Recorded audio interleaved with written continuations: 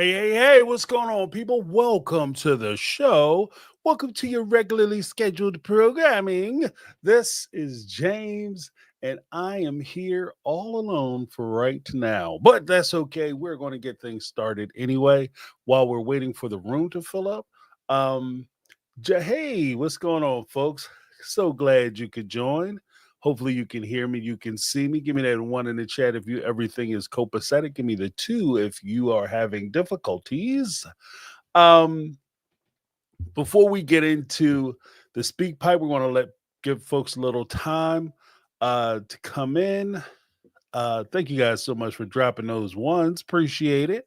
Um, yeah, I just before everything, like as I was getting ready for the show tonight, I sometimes will play music in the background. So music, or I'll have like a video or something going. Speaking of videos, I got something to tell you guys. But we had like I'm listening, and I usually put on something that I'm not really involved with, so that way I don't like I can do the stuff I need to do, and I just kind of have that ambient noise going. I had like I know I come down on sister wives a lot about their ability or inability to be able to craft together good stories, most likely because they don't really have a finger on the pulse of reality, right? So this is why so many of their stories, like especially from Cody and Robin's perspective, are so disjointed because they don't really like I don't think they really understand the depth and breadth of a lot of the stuff that they talk about. They just don't get like the repercussions or the deeper meanings behind some of the things that they say. So therefore when they say these things they're always kind of, "Oh my goodness, I can't believe everybody's so upset at what I just said." Yeah, because what you said was kind of an asshole thing to say. So like I think there's that. But as I was listening to uh the background noise, I saw a short where a young lady asked to go to a party, right? And the parents were like, "Well, I don't know. This is like you're in high school now. This isn't a little kids party. Some things may happen. You know, you're probably not ready. I don't think you're mature enough to go to this particular event." And eventually, I guess they whittle her down. So she gets to the party. And while she's at the party, she notices this is a high school party. And she notices that a lot of the kids are starting to hook up, like they're kissing and doing what kids do. And she said that another kid shows up with some of the liquid libations to get the party going. And then she also said that they're starting to burn incense, which devil's weed. You know what I mean? So she calls her parents and relays this information to them. Like, look, I don't want to be here, but I also don't want the kids to think I'm a dork if I leave or say I want to go home because this isn't a crowd I want to, activities I want to participate in. So she calls her parents. Now this is where it gets weird for me. She calls her parents up. She's talking to her mom. She's telling her this whole thing, the hooking up, the incense, the liquid libations. And the mom says, "Okay." And she relays it to the father. The father says, "Okay, I'm gonna go get her." And then as he's getting up to go get her, like when he gets there, they do this whole thing like she's in trouble. And he told her not to go to the party. She went anyway, let's go. And then one of her friends was even like, "Yeah, did my dad ask for me too?" Like, "Yeah, your dad did. Come on, let's get in the car. He sent me to get you too." So they all left. "Thank you, Mr. So-and-so. Thanks, Dad." Don't say nothing because you're gonna ruin it. But on the way out the restaurant for the father to go get his daughter, the mom said something that bothered me, and it bothered me so much I wanted to mention it here before as we were loading up. The mother said, looked the father in the face and said, "See, I guess you were right. She's not ready for this kind of party." And this kind of reminds me of the whole thing we had talked about with sister wives and the discussion of like the birds and the bees, especially with your kids and all that. I take the exact opposite position as that parent and whoever wrote that script. I take the exact opposite position. She is more than ready because being ready isn't just about, I mean, granted, it is part of it is being able to make a decision on where you go, what you get involved with, who you hang out with. That's part of it. That's a big part, but it's part of it. I think a bigger part of it is to get somewhere, see things going on, and instead of you going along with it just because other people are pushing you to do it or doing it because everybody else is doing it, you take a stand and you look at the situation and say, you know what, this ain't me. This isn't something that I want to participate in, so I'm going to leave. I'm gonna opt out of leaving. Now, granted, it might be you could say argue that it was a little childish to rely on her dad to come in and say, you know, you got to go, or I'm pulling you out, and blame her dad for her not wanting to be there, and I stand on her own too. Okay, fine, maybe. And I think that that could potentially be an argument, but at the same time, baby steps, people. Like everybody ain't out here, flying through the air in a suit of armor and call themselves the Avengers. Like everybody has to do things in their own time. The fact that she recognized that it was wrong, the fact that she recognized this is something she doesn't want to participate in, the fact that she called for help demonstrates to me more maturity than the other people who were there, because in that situation there's always a handful of kids who don't want to be there and are there because this is what everybody else is doing, and they are concerned about whether people are going to think they're cool or not, and they participate in things and get involved with things that they normally wouldn't get involved with or participate in, all for the sake of they don't want to be embarrassed or all their friends are doing it, etc., etc. To me, that's immature. So I think that like you're not going to get like like I said, the blowout situation where you show up and you just, I can't stand this, and you try to convince everybody else not to do it. Sometimes you just got to be smart enough to get yourself out of that. You understand what I mean? Like that's where I'm at. So, but that kind of put me in the mind while I was getting ready for Sister Wives stuff. That actually put me in the mind of a lot of the things that Cody and Robin and even the Brown family had instituted into their kids, and we got to watch. So when they were talking about sending them to that church service, and they argued that they shouldn't be able to send them to the church service because they'll be negatively influenced. They didn't want to send them to the not the church service. They didn't want to send them to the club where they would be surrounded by kids at the kids club for the church because the kids might be influenced negative. I mean, if you can't handle your kids being possibly talking about God and Jesus, and being a good Christian. Like if you can't handle that, there's no way in the world you're preparing these kids to be able to deal with real peer pressure, damaging peer pressure. Yeah, that could be peer pressure too, I guess. But I'm talking about damaging, life altering peer pressure. You know what I mean? Smoke this, drink this. It's just a little of this. Let me just put the dip. You like that peer pressure. If you can't handle them talking about religious ideas, then you are lost, in my opinion. And this also kind of goes back to the whole thing with like the preparedness of children. Get your kids ready for the next stage of life. The job of a father, the job of a mother, the job of a parent is to prepare your child for your death, for the time when you're no longer going to be around and be able to take care of them. And barring that, if you could send them to the best day camps, the best camps, overnight camps, you could send them to ski camp, fishing camp, boat camp, whatever you want to do. You could take them on wonderful vacations where they travel the world. But if you're not preparing them to exist after you're gone, then you're dropping a damn ball. And what I saw in that clip was the parents have successfully uh led her to a position where she can make effective choices for herself. And that's what it comes down to. Because mom and dad, you ain't always gonna be there. You ain't gonna always be there. No, don't touch that. Don't drink that. Don't go nowhere with him. But he is not a good boy.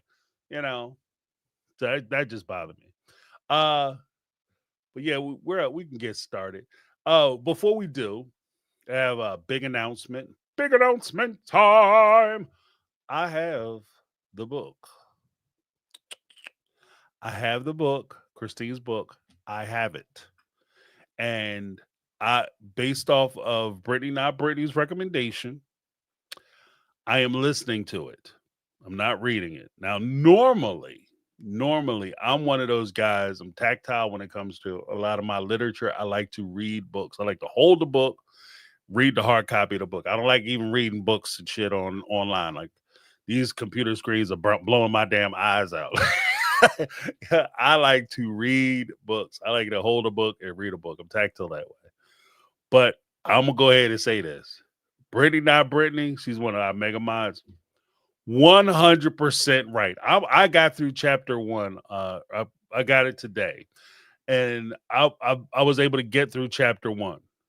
And I'm telling you, if I was trying to read that shit, I would be bonkers. Like it would drive me insane. Okay, the way it's written, it is literally like Brittany is 100% right. That thing is written like she's talking to you. Like you understand what I mean? Like I understand the style choice, but it's a very difficult read because how people talk, oftentimes is not how they process information in the written word. Like at least in my experience, So, so if anything, I would recommend the audiobook. I would recommend the audiobook. That way too, you can, because there is a point, like I said, the first chapter, just to give a little spoiler, in the first chapter, the prologue in the first chapter, she gives, and I've heard this before, like she is giving kind of the cloak of charity, to not only Cody, but to the polygamous life and lifestyle. Like she's still kind of burning that that that that torch for polygamy. Say like because in her reference, she talks about a little bit about like when she was growing up, how awesome it was to have all these moms and how great it was and how her life was so perfect and stuff. And that's might have been what led her to think that she was going to fall in love with Cody and have a happy life with Cody because her childhood was so happy. But it does put me in mind that, it doesn't take into the account of the total cost of polygamy because she's looking at her experience and how she sees things. And let's be honest, a good parent does not involve their children in their disagreements with the other parent. So, with that being said, you may have a good memory of how you grew up and how things were working with your mom, with your dad, with your siblings in the family. But your mom, especially because she left, very well may have a completely different perspective on the whole situation. Not everybody is and then that really starts to tap into uh I don't want to say credibility. It is kind of credibility issues because there's a couple positions of credibility. So credibility oftentimes is linked to integrity or your ability to tell the truth. But at the same time, credibility can also be linked to experience and knowledge and wisdom. So if you're the kind of person who is so naive that you don't understand certain things, then you giving your opinion on something you clearly don't understand lacks credibility. You know what I mean? Like if you're saying that like for instance, if you were talking to somebody and they were giving marital advice or long-term relationship advice, and as part of that relationship advice, they say when you're together with someone and you truly love them and you really, really love them, you will never go to bed angry. You will always sit down. You'll find time, no matter what you have going on in your life. You will sit down, you will talk to them, and you will hash your differences out because you care that much. You care that much that you're just going to get in there and you're going to work together and you're going to solve all your problems and you'll never go to bed angry. That has to be your commitment. That as a married couple, you will never go to bed angry. Let me tell you something. That's a damn lie. Anybody who ever been in a relationship, especially a long-term relationship, especially a relationship where you have finances and stuff tied up together, money tied up together, just the fact that you're together, and you have a strong sense of self, you will go to bed mad. You know what I mean? You will go to bed mad. And plus, I'm gonna be honest with you. James have a rule. I don't sleep on the couch. Okay. So we will sleep in the same bed together. Like, cause we ain't that mad. If I'm that mad where I can't trust you, I can't bear to be around you, I'm gonna just leave the house. Right? I'm not gonna sleep on the couch. I'm gonna go get myself a room. Or go to somebody's house. Right. I got people who have spare bedrooms. I don't shit. I am not sleeping on no couch. There's no way in the world. We are not that bad, right? That's my thing. But you have people who go down and sleep on the couch, get in arguments. Do you boo boo? How you get along? But have we gone to bed mad at each other? Hell yeah, hell yeah. You know what I mean? So that's just part of it. Like, so to me, somebody who said you'll never go to bed mad at each other, I've never been so angry with my person that we went to bed angry. We able to talk about our relationship. That's great. How long y'all been dating? We've been dating for 3 whole days. Okay. I mean, that explains everything to me. So therefore, you now lack, in my eyes, you would lack credibility as far as giving me romance or romantic advice. And I think that if Christine is going to take the position that polygamy is perfect or not perfect, because I think that's the unfair standard. Like, everything has to be wonderful, just like the standard that they try to put on us as monogamous people. Oh, well, your relationships have problems too. Yeah, they do. Yeah, but one of my problems isn't that I'm sitting here being talked to about my freaky deek, my freaky time with some person that I barely like. Like, that is not a thing. Like, I am not getting lectured to by by the other dude that my wife taking down. Like, that's not a thing. You know what I mean? But that's a conversation. That's something that she had to deal with. You know, so no, it's neither. I don't think any situation is perfect, but because that's an unfair standard. But at the same time, like, we have to. I think that it's unfair to let's not be careful. Let's be careful about romanticizing something that is very difficult just because you might have had a good experience with it. And there's also the real part. Like, as I'm looking at the book, just because I like to put things in perspective. Nothing happens on an island. So I like to put things in perspective. And putting things in perspective, let's be very clear. Christine, the way she left the family is not normal. That's an abnormal circumstance, abnormal situation. So, yeah, you could say, without polygamy, without me being married to the Browns, I wouldn't have the wonderful experiences I did with the kids. I wouldn't have the experiences growing up with, being a mother of like that many children and being involved with that many kids' lives, and they're awesome kids and they're awesome people. And I would trade that for nothing. That's easy to say when you leave and you have not only a TV show, you have money, you marry a guy who has money, and you have almost a fairy tale, like as close as reality, fairy tales and reality can be. You have that ending. A lot of these women who get involved with these relationships don't have the ending that you have.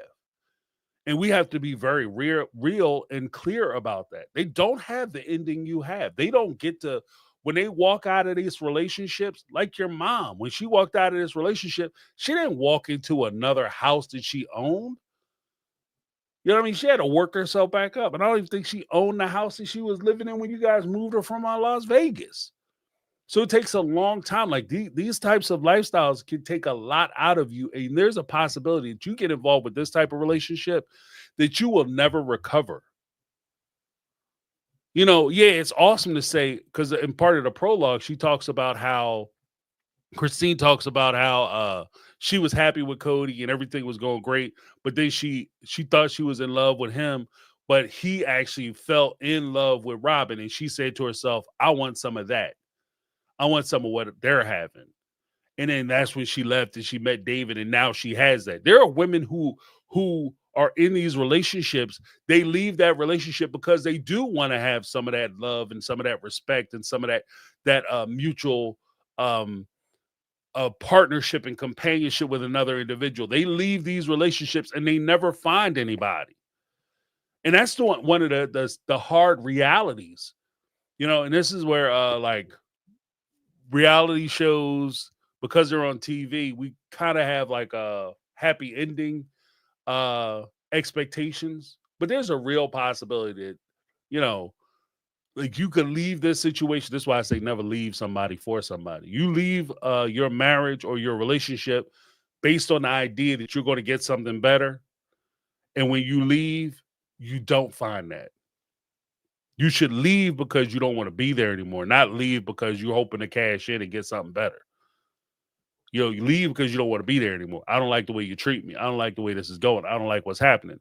Now, you have to leave in order for you to be open to something new and better, but that's only a possibility. That's not a guarantee. And that's one of it's kind of, it's, this is that, like the feeling I'm getting in this first chapter is reinforcement of the feeling I've had about kind of Christine, especially for a long time. Because things work out well for you, and you're fortunate enough that things work out well for you, and you kind of see it throughout all of them. Because it worked out well for you, it's okay. And it's, it's something that you should do for yourself because it's okay. There's a lot of women who are going to get caught up into this polygamy stuff, and they will be financially ruined to the day they die. They will never get back on their feet. They may lose contact with their kids. You lost contact. Christine lost contact with her mom for a time period, and she didn't talk to her mom. And then now she talks to her mom, and they have supposedly a great relationship. That's as far as I know. That's awesome. There are kids who have been alienated from their moms, alienated, then isolated, then alienated from their parents, and they've never been able to reconnect on that relationship because we all sit there and say, like, as a parent, you should give your kid a chance, and that no matter what they do, et cetera, et cetera, et cetera. And that's fantastic. That's great. And to a point, I agree with it. But the reality of it is that parent or not, parents are people too. Let me say that one more again, James, for the people in the back. Parents are people too. They have feelings too. They feel things. So when a child, they feel that sense of, betrayal as well, especially during hard times in their life. They leave their family because, maybe the husband is treating them wrong, mistreating them, putting their hands on them, whatever the case may be. They leave for their own safety and sanity. Then the child comes back and say, Mom, you messed up my whole life because you left. And they don't understand that. And I'm not talking about a 5-year-old or a 6-year-old. Sometimes these kids will be in their teenage years or they'll be in their 20s telling the mom that she should have took lefts and rights so that way the child can maintain their happy memories of childhood. The reason why you enjoyed that childhood is because I was willing to endure the level of things that I had to go through in order for me to give you the illusion that everything was okay. I didn't trouble you with my problems. But now that you're telling me I don't care. So yeah, that parent may very well carry a damn grudge and be angry. And when the child, they need, in order for that relationship to heal, the circumstance, in order for that relationship to heal, the mother or father may have to go to the child and extend that olive branch and take that first step. But they're unwilling to do that because they too are carrying their own pain. They too are dealing with their own traumas and their sense of betrayal. So, like, there's a lot of things that go into when we sit here and talk about especially giving passes. Oh, this is just the way she grew up. This is why it's okay because it's part of the community. Look, I get all that. But at some point, we have to have some kind of standards. We have to be able to set some kind of standards, some kind of guiding principles that we have to understand. Like, okay, fine, you made it out. Like it's almost like the same justification that she uses could be a justification inner city child might use, or somebody growing up in a rural community who's out there on location pharmacist, right? Doing things, selling D rugs to people. right? And then you say, okay, well, why are you doing this? You know, you're ruining lives. You're ruining your community. You're putting yourself in jeopardy. You're putting your family in jeopardy. This is going to affect everybody. Yeah, but man, look, how many rappers, because I'm a rapper too, how many rappers came out of these bad circumstances? How many country singers have come out of these bad circumstances? The guy who used to do home improvement, that dude he got caught with kilos of booger sugar. He was doing major damn time. You know, the little Buzz Lightyear voice, doing major time. But then he turned his whole shit around. He becomes famous. He gets rich, right? Has beautiful wives. Not at the same time, at least not that I know of. You know, but then you justify, well, I mean, it worked out for him. And then these guys could also 50 Cent, Snoop Dogg, Jay-Z. Oh, well, these experiences shaped my whole life. This is how I'm such a successful businessman, by getting involved with this. So inherently or tacitly, you're encouraging people to do this kind of stuff. You're saying it's okay because look how I turned out. And that's where I kind of, that's what gives me pause about the first chapter. Like I said, I'm going through the book, and this is the first chapter. That's the one thing that gives me pause about it. Is that like you're celebrating something because you made it out. Look at the statistics on it. Look at the happiness overall. And sometimes you just, you know, she thought she was happy, and young in our younger years, Cody was amazing. Was he? Was he? Because you can't say in our younger years he was incredible, and then later on I'm going to hear about like how he did this and he did that, and he did this atrocity and this, that, and the other atrocity, and you like what you all trying to put it all on Robin, and that's the one thing that I don't like. Like I get like Robin was a part of the catalyst, but Robin came at the time when the TV show came. So yeah, he was going to change regardless. Because at the end of the day, money doesn't corrupt you. Power doesn't corrupt you. It's how it just reveals who you always were. He wasn't in a position to be an asshole to them. He wasn't in that position. He couldn't come in there and say, guys, I'm not going to come home no more, because he needed them to pay his rent. The money gave him the ability to come in and say, I'm not coming over to your house no more. I'm tired of dealing with your dusty ass. That was what the money gave him. It wasn't just Robin. It would have been something else. If it wasn't Robin, and if he had access to that money, it would have been something else. To be honest with you, if he would have hit the lottery, or he would have had a crazy promotion at work, there's a possibility he would have left your asses anyway. The only difference would have been if he wasn't on this show, he would have did it sooner. That's the only difference. So that's why I meant on this first chapter. I am going to do a book club. I want to get some more of the chapters under my belt so I can really get a feel for the material and where she's trying to go. So where am I at currently? Like I said, there's just so you guys know, there's 39 chapters plus an epilogue and a prologue, epilogue, and 39 chapters. Plus, I think there's some additional material. So we're going to go through it. So yeah, get your copies or don't, because like I said, I'm just gonna give, and I respect everybody. You know, a lot of the folks coming out and everybody has different opinions on it. I respect that. But I'm gonna give you the raw, unfiltered version of what I think. I'm not fluffing. I'm gonna tell you like this. I'm at a point now where I'm fresh out of give a damn. Like I'm fresh out of give a damn. Like that give a F gear is stuck. Okay. I'm just gonna tell the truth. I at this point, I'm not trying to sugarcoat shit no more. I'm not fluffing them, because I think that with looking at the trailer and looking at how TLC has been doing us to this point, I'm a little frustrated.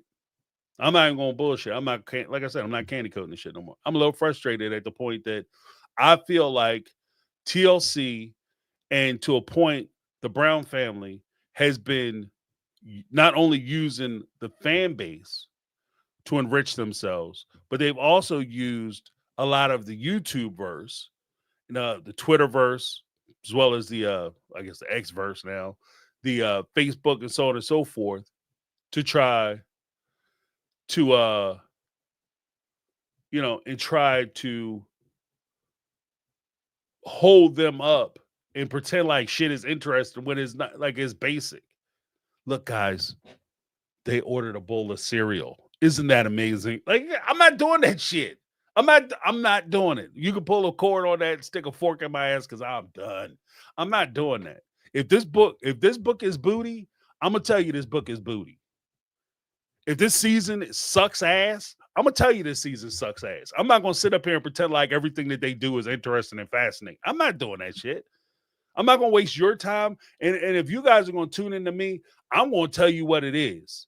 I'm not gonna tell you that, oh yeah, I recommend the book and the book is booty as hell. It's a waste of time. I'm not gonna do that. I'm not gonna tell you that, yeah, you should check out Special Forces because Cody is on it. Like, if he does a shit job or if it's not really that interesting, I'm gonna tell you.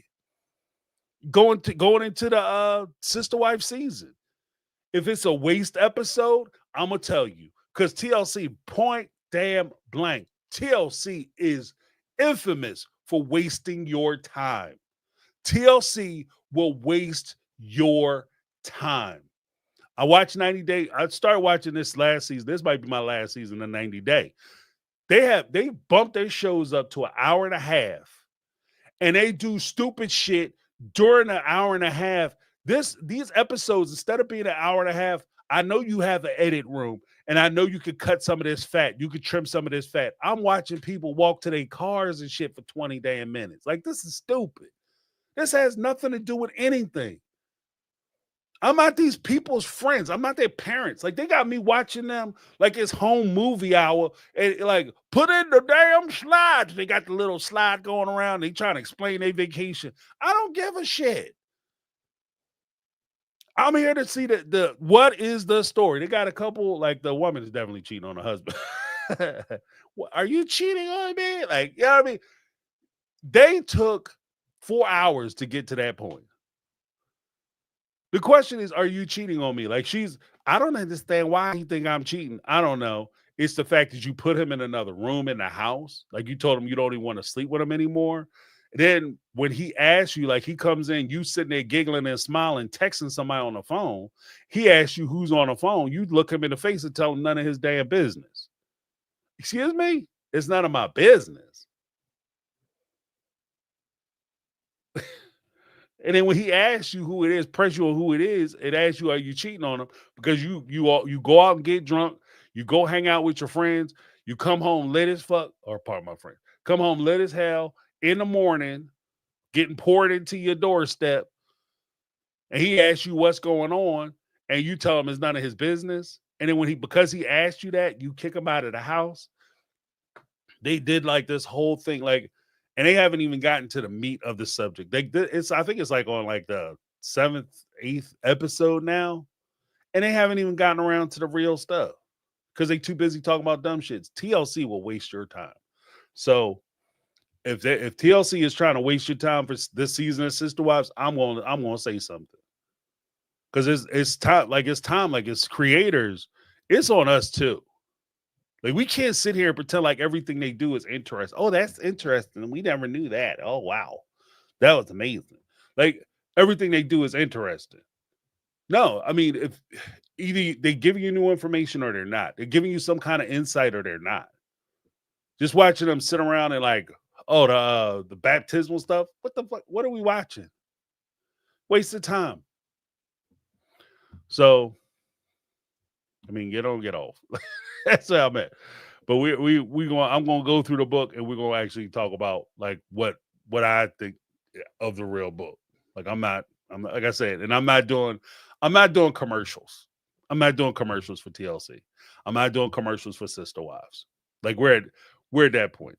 I'm just gonna tell you what I think. Unvarnished, unapologetic. You know, it is what it is.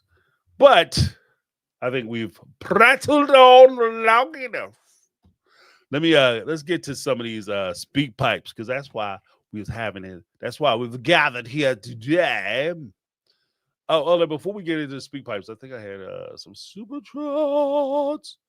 We get to those real quick. Super treats. All right. First up, we have Negla 3, the $2 super treat. Here, my reality TV bro and fam. What's going on, Negla? How you doing? Get a little something, Negla. I see you. I see you there causing problems. Per use.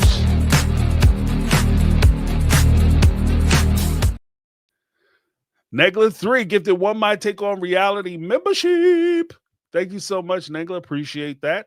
Hopefully you guys enjoy it. Like I said, we're going to have a, I might do it because Friday was kind of struggling. So maybe we'll do it on a Saturday. We're going to have the membership meeting this Saturday at noon, Eastern Standard Time.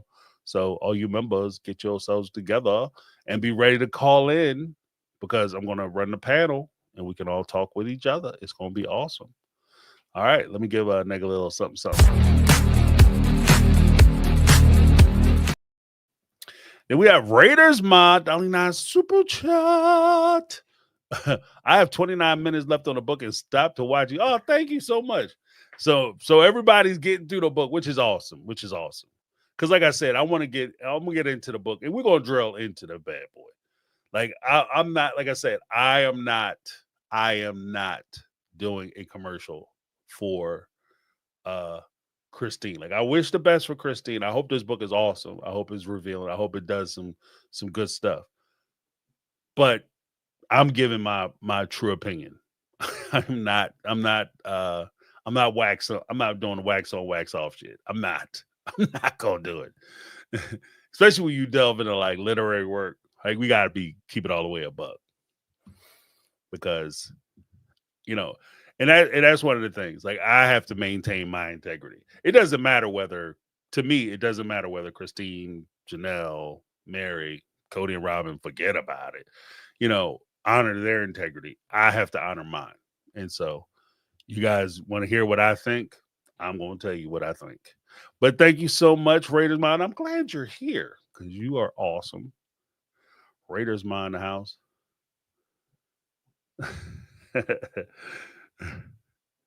What's happening?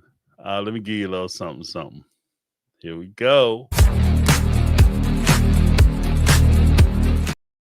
All right, now let's do these super chat or not super chats. Let's do these phone calls. These speak pipes. Woo wee! All right. In no particular order. I'm gonna try to keep some of them together. But Mary called in. She had some questions. Hey, James. This is Mary. Hey, I have quite a few questions I still want answered from the sister wives. Write this in a book. Number one, how much did Sister Wives Closet lose? What was the take-in and what was the losses there? Number two, what is in those trailers that were on the property? What failed businesses, quick get rich quick schemes was Cody involved in? I want to know that. Also, why did they not have their own separate bank accounts for getting paid for sister wives? Also, when Christine moved to Flagstaff, did she really believe Cody when he said, every day is going to be your birthday when you make the move to Flagstaff? I mean, she didn't really believe that, right? And lastly, did Cody silence Gwen's Patreon, Peyton, and Maddie's podcast? Gosh, sorry I threw so much at you. Let me know what you think, but those are the answers I need. Thanks. Bye. Awesome. Let's take them in tandem, shall we? Sister Wives Closet. Wait, hold on 1 second. Let me just make sure I make this note.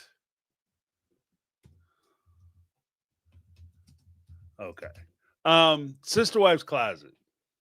Are we ever going to find out how much that business cost the Brown family, wins, losses, what the liabilities were with regard to that, how much profit did they make. I suspect that we will never know. We will never know. We will never know because the only person who potentially might have any handle on that would be Janelle. The only person who might have handle on it if Cody was taking money out of the account and using it for sister wife's closet. That's the only way we would even come close to knowing, because I guarantee you, if Cody and Robin were blowing money left and right, especially on like, oh, we're going to go to dinner and call it a sister wife's closet expense. We're going to go on vacation because we got to meet. There's like a jewelry convention in Hawaii, and I want to go to that because I think it'll give us ideas for sister wife's closet, and we could write it off to hurt, to hurt, to hurt. I can see that happening, those kind of expenses coming out. And I don't know necessarily if Cody is going to try to pass that on, or he could, like, because he has access to the bank account. He could just take out a big sum of money and then say it's all sister wife's closet, but it could be going towards Rolexes, it could be going towards other jewelry, clothes, vacations, dinners, whatever the case is that they want to spend on. So because they spend money the way they spend money, I doubt if they were maintaining their books to the point where you could actually go in and see what went where and what came in when. Like, I just don't think that that's going to be possible. I would love to hear it. I'm with you. I think that that's a very good question, but I don't think we'll ever get an answer to it. Businesses. What businesses did Cody have? I think Cody was involved. First off, we know he had a business with his friend for the pew pew accessories, right? Which actually, if I'm going to be honest, he could make a ton of money at the gun shows and that kind. He could make a ton of money doing that stuff. Like people who are into that culture, G culture, they are about that life. Okay, they collect accessories and parts and even weaponry the way comic book kids collect comic books. You know, price point difference, huge price point difference. But the same way you could see guys like, you know, cats show up to like the conventions or whatever, and they dress like, you know, Harry Potter or, you know, Spider-Man or Superman or whatever, and they walk around all day with those costumes on, the Joker or whatever.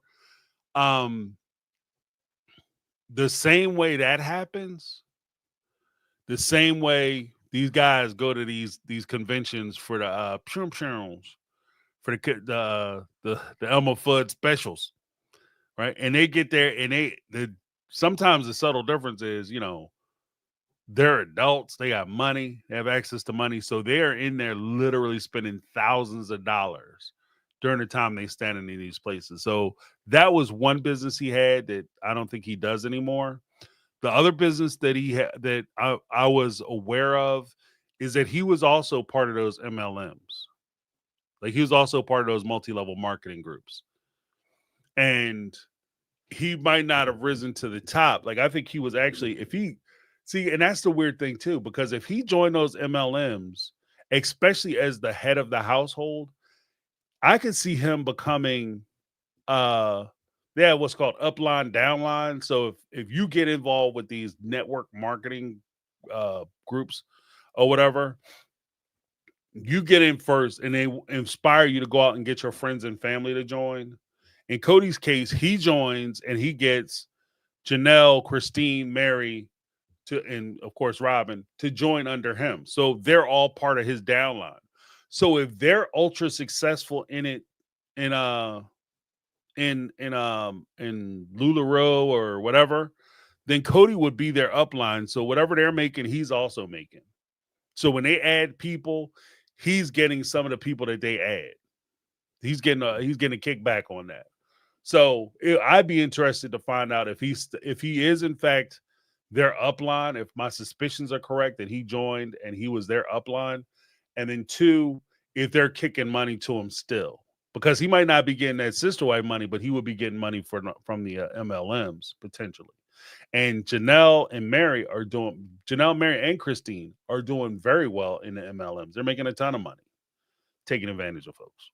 But they're making a ton of money in that. So if he's their upline, then yeah, he's making a ton of money too. And I think that the way they work most of it, he just has to purchase enough to where he would be his numbers could be accredited to him or whatever. But it's not like he has to go out and search a bunch of people out. The next question is she had separate accounts. How come they didn't have separate accounts? Because they had a poor person's mentality. I think that that's the root cause of most of the problem.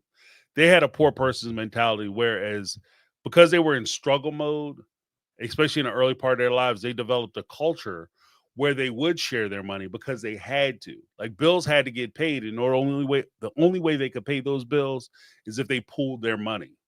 So some people might miss some things so that you could pay the lights and mortgage or whatever the case may be. And that's what they grew accustomed to. So when they started getting the TLC checks, it was just business as usual. And they just put the money into this big account. The only difference is now they had their resources. They had more than enough to cover their bills. So now all of a sudden they're just bringing in money, and all the bills get paid, and there's extra money. And Cody and Robin just looked at that extra pile of money and was like, that's just sitting there by itself. We need to go ahead and keep it company. And they started spending that money. So, like, there's a point where, like, first time they do something crazy, that should have been the close of that account. Like, because you start realizing, like, okay, this is not working. And I'm sure Cody would have protested, and he'd have put pressure on him and everything else. But I mean, it is, I don't know. And again, this goes back to, as we sit here and I'm about to read this story of all these horrible things that Cody did. You didn't recognize this shit was terrible when you were going through it. Like, you know what I mean? Oh, I did, but I excused it because it's the way I was raised. Okay, cool.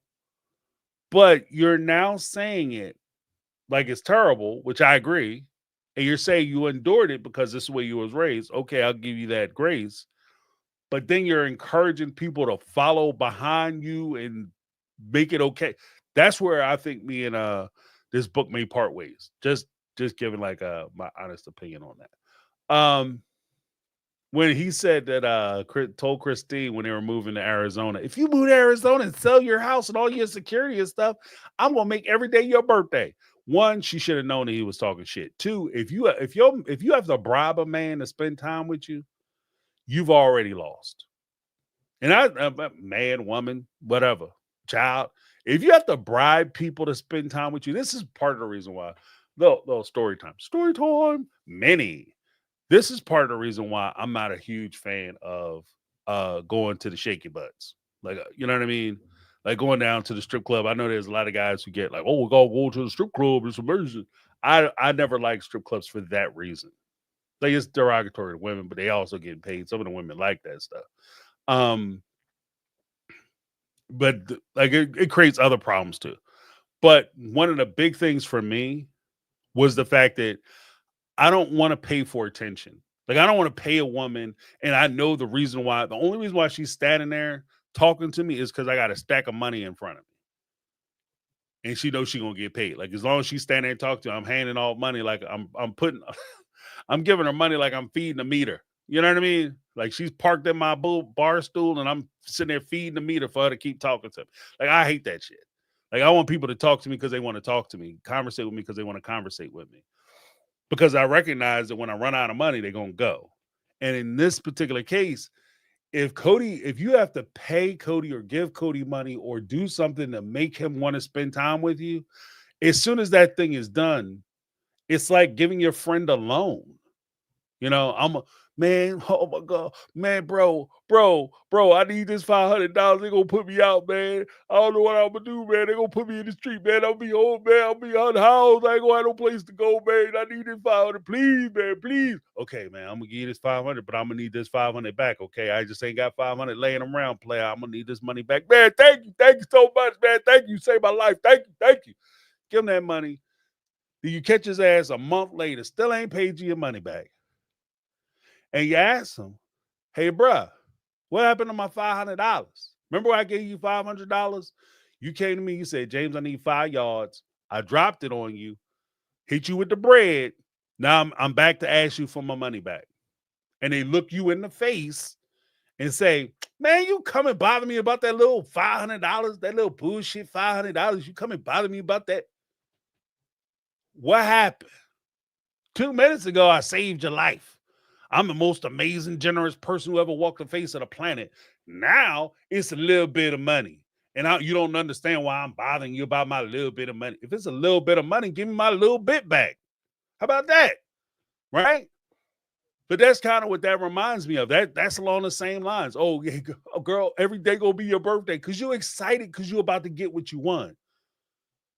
And you gotta recognize the juice. I mean, shit. If dude gonna tell you like that, like one, you're insulting my intelligence. I'm gonna give you everything you want. It's gonna be amazing. I can't even get you to come over to my house to check on my child.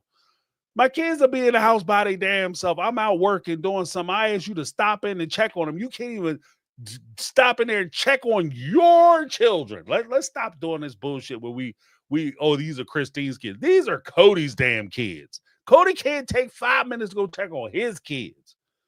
But you think that if you sell your house and your security and your kids' hopes and dreams and move them to another state, that all of a sudden Cody gonna turn his whole life around? Who the dummy?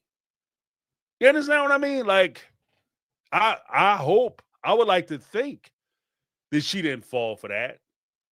And it was a decision that she made because she realized that she wouldn't be on the show. I like to think that. But I know that they play it off like Christine has a way of playing like she doesn't understand shit. Like that I get that because that is a technique. I mean, hell, I've employed that technique before. I'm not gonna bullshit. I've done that before. So people underestimate you, and then they get surprised when you do something. I mean, where'd that come from? You know. But maybe that's just part of how she was raised. Like maybe that's also part of the survival skills that she learned. Like to play down what she understands and what she doesn't understand. But I hope she didn't fall for that because that's ridiculous. Of course, if he lives next door to you, and he can't find a way to come spend time with you, you move into another state after you've sold your house and gave him the money, he's just gone with your money, boo-boo. This is where having a friend, like an actual friend, kind of comes into play. The final question: did Cody silence the kid's social media? I know he wanted to. I honestly don't think he had to pull to do it, though. I don't think he had to pull to do it. Like, I don't think he could pull it off, you know, because I know if he had that kind of pull, they never would have came out with their channels in the beginning because he didn't want them talking, period. He didn't want them talking, period. Especially the funny thing with dealing with people like that, they don't want you making any money off of them. Like, you know, if I got a show and like I do have a show, I guess, and I do my show and somebody comments on my stuff, I'm not going to be mad at them. I'm not one of those creators who, if I say something and somebody disagrees with what I say and they clip my video and they comment on my video, I'm not going to come back and copyright strike you. You know what I mean? If you can make it successful, boo-boo, go ahead, do your thing. Comment on me. I don't care. I'm not the copyright king. Like, I'm not going to come back and try to police people's thoughts. That's not what I do. And if I say something, you agree with what I say, you want to use a clip of mine to accentuate your point, knock yourself out. I'm not going to stand in the way of nobody eating. Right? I mean, it hurt my feelings if their video do better than my original. But even then, I still wouldn't copyright you. I'd just be jealous. So I'm not gonna But Cody, I don't think he operates on that same plane. It's not enough that one, he's not getting they're in there talking about him in a negative way. And then two, even if they were talking about him in a positive way, because they're not writing him a check out, they shouldn't be able to talk about him at all. Like, I think he's probably more along those lines. You know, because you don't know what your kids are going to say. You don't know if they're going to get up there and be like, "Dad is amazing. Mr. Cody, Daddy is the most incredible father ever to live this world, and he's incredible." He doesn't know. But I know he tried to stop him from talking publicly, period. So I think it's more along the first part where he just doesn't want them to get paid off of his name. Or if he's not getting anything out of it, then you can't talk about him. So, but thank you very much, Maddie. Brittany had a thing. Let's give Brittany some room so she can work. Cause she talking about the book. Like I said, Brittany gave me some good intel on that. Cause she's the one that had mentioned to me from the beginning, mentioned to all of us really, that this book serves better as an audio book as opposed to a book where you actually sit down and try to read it. And in my opinion, she's right. Because I'm listening to Christine read the book, and you had a benefit of listening to Christine orate the book in her own voice. But I'm telling you, this book will be a hard read.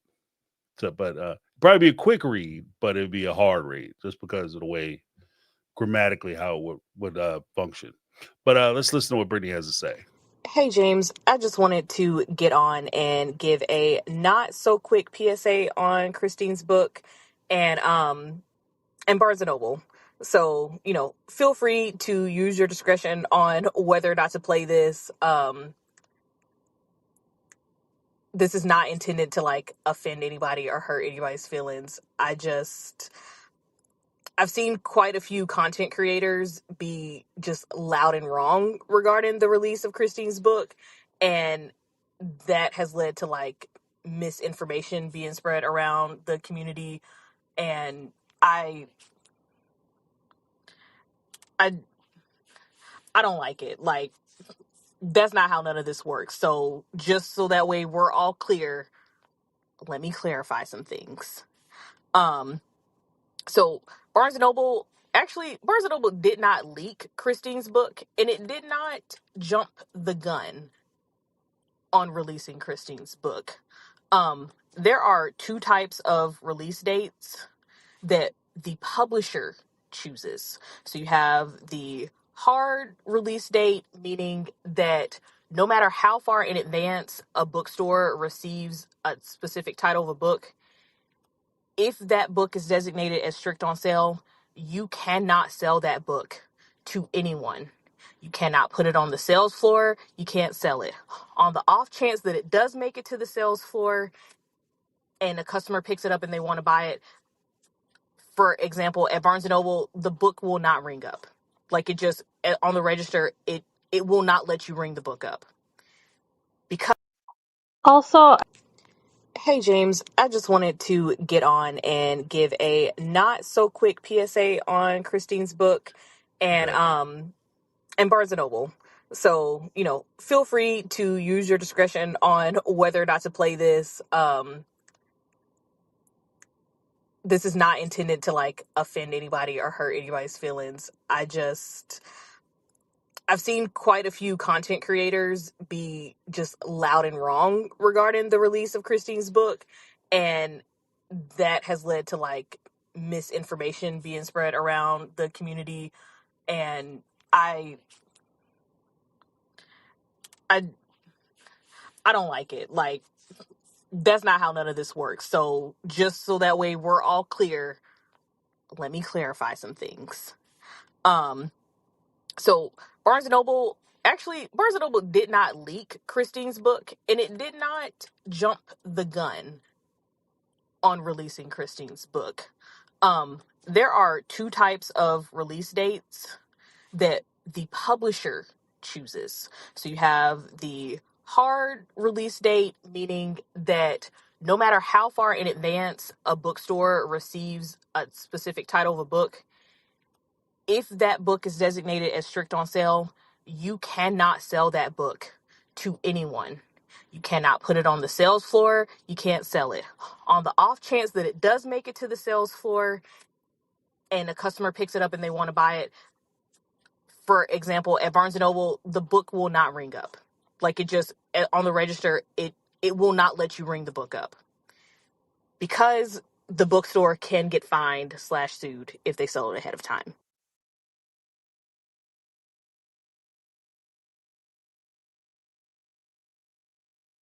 We'll play part 2. And so far, I 100% agree with Brittany. And I'm going to back it up with other examples from other merch that's sold in stores. Okay. Next, you have a soft release date, meaning that, even if a bookstore receives a title ahead of the release date, yes, you can go ahead and put it on the floor. It can be sold. Again, the publisher is the one who chooses whether or not a book has a hard or a soft release date. And it really comes down to marketing tactics. In Christine's case, I think Simon and Schuster was pretty much, I think that they were hoping that fans would go into the bookstore, happen to see that it was on the shelf, and that would get buzz going about what was actually in the book and get more people to go out and buy it by the time it came out. And that's pretty much what happened, because like how much content has been created just off of people getting online. I was one of them, going like, hey, I got the book at my local store, like, go out and get it. So there's that. I'm gonna come back.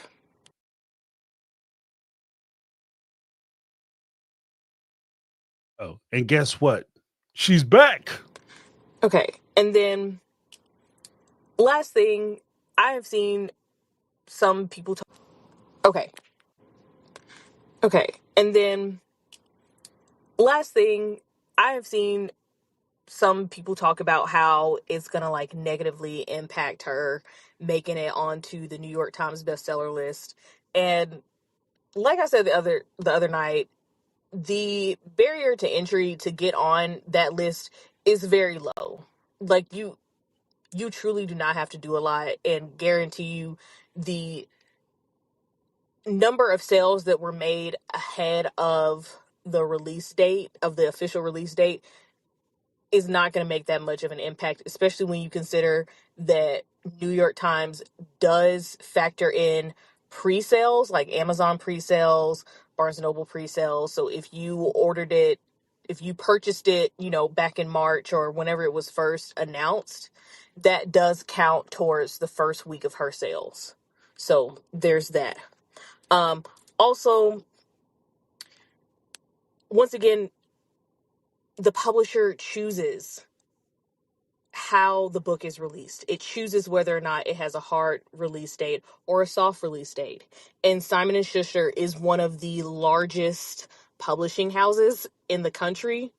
They know how to market and they know how to sell some books, okay? So if they didn't think that Christine's book would make the list regardless of whether or not she had a soft release date or a hard release date, they would have made it a strict on sale. They would have made it so that way nobody could get it until the 2nd or whatever Tuesday was. So, yeah, I'm Brittany, not Brittany, and thanks for coming to my TED Talk. Okay, bye. Thank you for coming to my TED Talk. First up, Brittany's 100% right. Like I said, I know people who are on the New York Times bestseller list. The material that they put out was not like groundbreaking, ground shaking, or earth shattering. Like it just wasn't. Like it was the timing that they came out with, the subject matter that they covered, and they did it strategically on why they do it. Now, especially if you're dealing with a large publishing company, they know what to do. And the reason why they would offer Christine a lot of money to make the book in the first place is because they feel like they can make money on it. And they're not going to shoot themselves in the foot by shortchanging the release dates or shortchanging the exposure that the book gets, and then subsequently could prevent them from being able to come out with subsequent books. Because I feel like this book, Christine's the first of potentially many books that Christine Brown Woolley is going to write or pen with Schuster. Like I just have that feeling. So that's the first thing. The second thing, let's give some examples, some real life examples of other not genres, but other merchandise that has fallen under the same category. If you recall, like the video game wars, if anybody had kids during the time when like PlayStations dropped, Xbox, Nintendo, any of the at-home entertainment centers, when they came out, or even some of the toys like the action figure bases and big toys or big toys dropping, a couple things happened on the retail side. One, in retail, they will, because I've seen some of the contracts. One, what they will do is they'll come out with a like a hard or set sale date. So this product will be released on XYZ date, whether it's Christmas or a little bit before Christmas, so that they can get the Christmas rush in that tab. Like they can advertise it, and they say uh, PlayStation 5 or PlayStation 5 will come out this September, September 1st. It will be available. Now, if it comes out on September 1st, Walmart or Target can't put, I'm going to get all the money. So instead of us coming out with it in September 1st, we're going to drop them on August 20th. They will get their asses sued off. They will sue their asses clean off. Okay. Sony will walk out with that behind in their back pocket because they will take everything they got, everything. Schuster is not a small company. And that's why I was saying, like, I got to be careful. Like, when I said I would do the book club, I wanted to be a little careful with them because Schuster, I can see them being litigious and coming after you if you get too deep into, like, you step too hard on their feet and start cutting into their money, they'll come after your ass, and they have the resources to do it. But anybody who's ever stood in line for some of these video games understands, like, they'll have release dates. You can't release the stuff. They'll have even in stores, like years ago in Walmart, like if you went into a Walmart and like one of the video game was dropping, they would have a whole pallet of the games wrapped up, and they couldn't go on sale until after a certain time. Like, so not only did they have a date, they had a time that they were going to release the stuff. And then they to really juice up some of the money and some of the numbers, usually you get the shortfall. So in order to get people interested in the game and make the game legendary, and like this big, it's available here. Got to run to the Target, got to run to the Walmart because they just got 5 of them, and everybody runs down there and try to get one. It gets denied. They do that shit on purpose. They only release like limited amounts on purpose because it gets the word out. And like kind of what Brittany was saying, if Barnes and Noble, the book is supposed to come out September 1st, and they start releasing the book on August, it's on their shelves in August, then that creates a inherent buzz, and it doesn't cost Schuster any money as far as advertisement, because that's a big thing for them.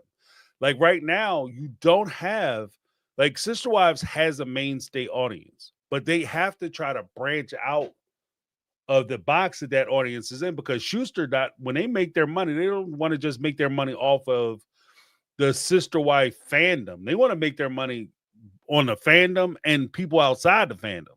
And the way to do that might be to get like have people talking and create a buzz about the book. The book is hard to get. Oh, there's controversy on why the book came out early, and get people commenting on it, and that helps to push book sales. And this is what I was also saying is YouTubers, like we kind of have a responsibility in that too, because we're being used to advertise these products. We're being used without compensation. We're being used to advertise these products for these folks. So you'll have, like, I don't know who Brittany is talking about, so I can't really say, but you'll have people who get, like, for instance, somebody might get outraged. Oh, they're trying to screw Christine out of the New York Times bestseller. They'll make a whole video about it. That's a 15-minute advertisement for the book on why we need to go out and support Christine's book and buy Christine's book now so we can support her and get her on the New York Times. She was going to make it anyway, because not only do they get the first week, they also get the pre-sales. They also count those pre-sales. So when the pre-sales hit, the pre-sales will go into effect the day the book comes out, the day of release that the book comes out. You buy your book, video games work the same way. You buy your video game or your book or your toy or whatever, you pre-sale it because it's coming out, and October 1st is going to be out. You pre-sale it, you buy it in September. October 1st, they'll get full credit for that book, for that sale. So, I mean, it's all a racket, folks. But I appreciate Brittany keeping us in the loop, telling us all about the business, the book business, the highs and the lows. Let's go to wait, Anonymous. Shh, don't tell nobody. Also, I think. Oh wait. Let's try this one. Hey, James. Has anybody ever thought of the fact that a woman might want to join the family to take Robin down? What is your take on that?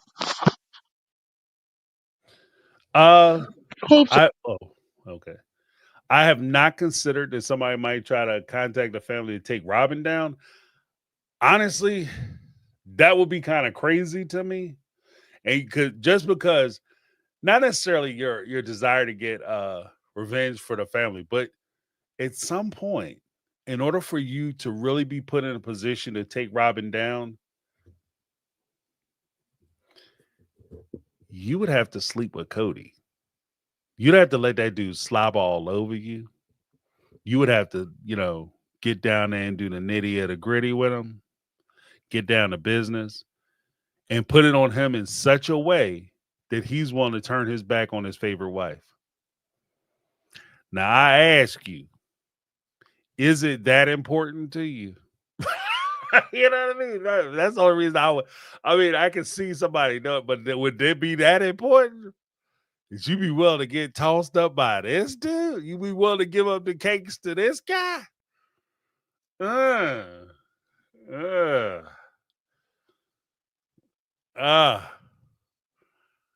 I agree with Wendy. Like, I think a lot of people be willing to join,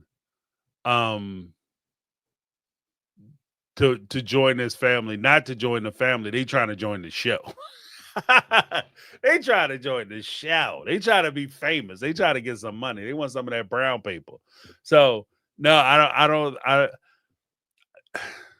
mean, that might be like a side bonus, but you would like Robin is gonna because that's the thing too. Robin is going to block anybody from coming into the family because she's not trying to share. I'm not even gonna say that Robin's not trying to share her man. Robin's not trying to share that money. So she's going to block anybody who's coming in the show, especially if you have somebody who's good looking and fun and cool and potentially could garner more respect from the fans, more adoration from the fans. Robin is not playing that game. She is not playing that game because a new person who came in, especially a young lady who showed up, started dating Cody, and then he started treating Robin the same way he was treating the other wives, because how you do one thing is how you do all things. So the same way I would warn somebody about cheating with somebody, because eventually if they cheat with you, they'll cheat on you. The same way I would warn Robin if I was her friend, that if you watch this man, disregard and discard his previous wives and kids in those relationships, then you're not safe. You're not safe. You feel like you winning because you're in the conversation when he's talking about doing it, but your ass ain't safe either, right? So from that respect, Cody has that propensity. So if a younger, hotter, more fun, more friendly, more camera ready young lady comes on and she is popular, Cody might latch on to her because she's popular, trying to garner some of that fame for himself. And if that requires him to throw Robin's ass under the bus she goes. And for that very reason, and the new person actually she doesn't really have any barriers to entrance or barriers to acceptance that Robin had. Because if, Robin is they say she's living on stolen land. So she said there, you took this man from women that the fans like. So nobody is going to cry or be upset if a woman comes in and does the same thing to you.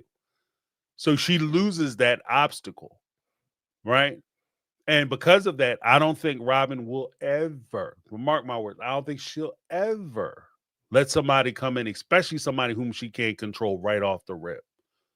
Like she's not letting a wild card into the family. She's just not. She's not. Robin is, and here's the ironic part. Here's the ironic part. Might get some letters for this one. But here's the ironic part.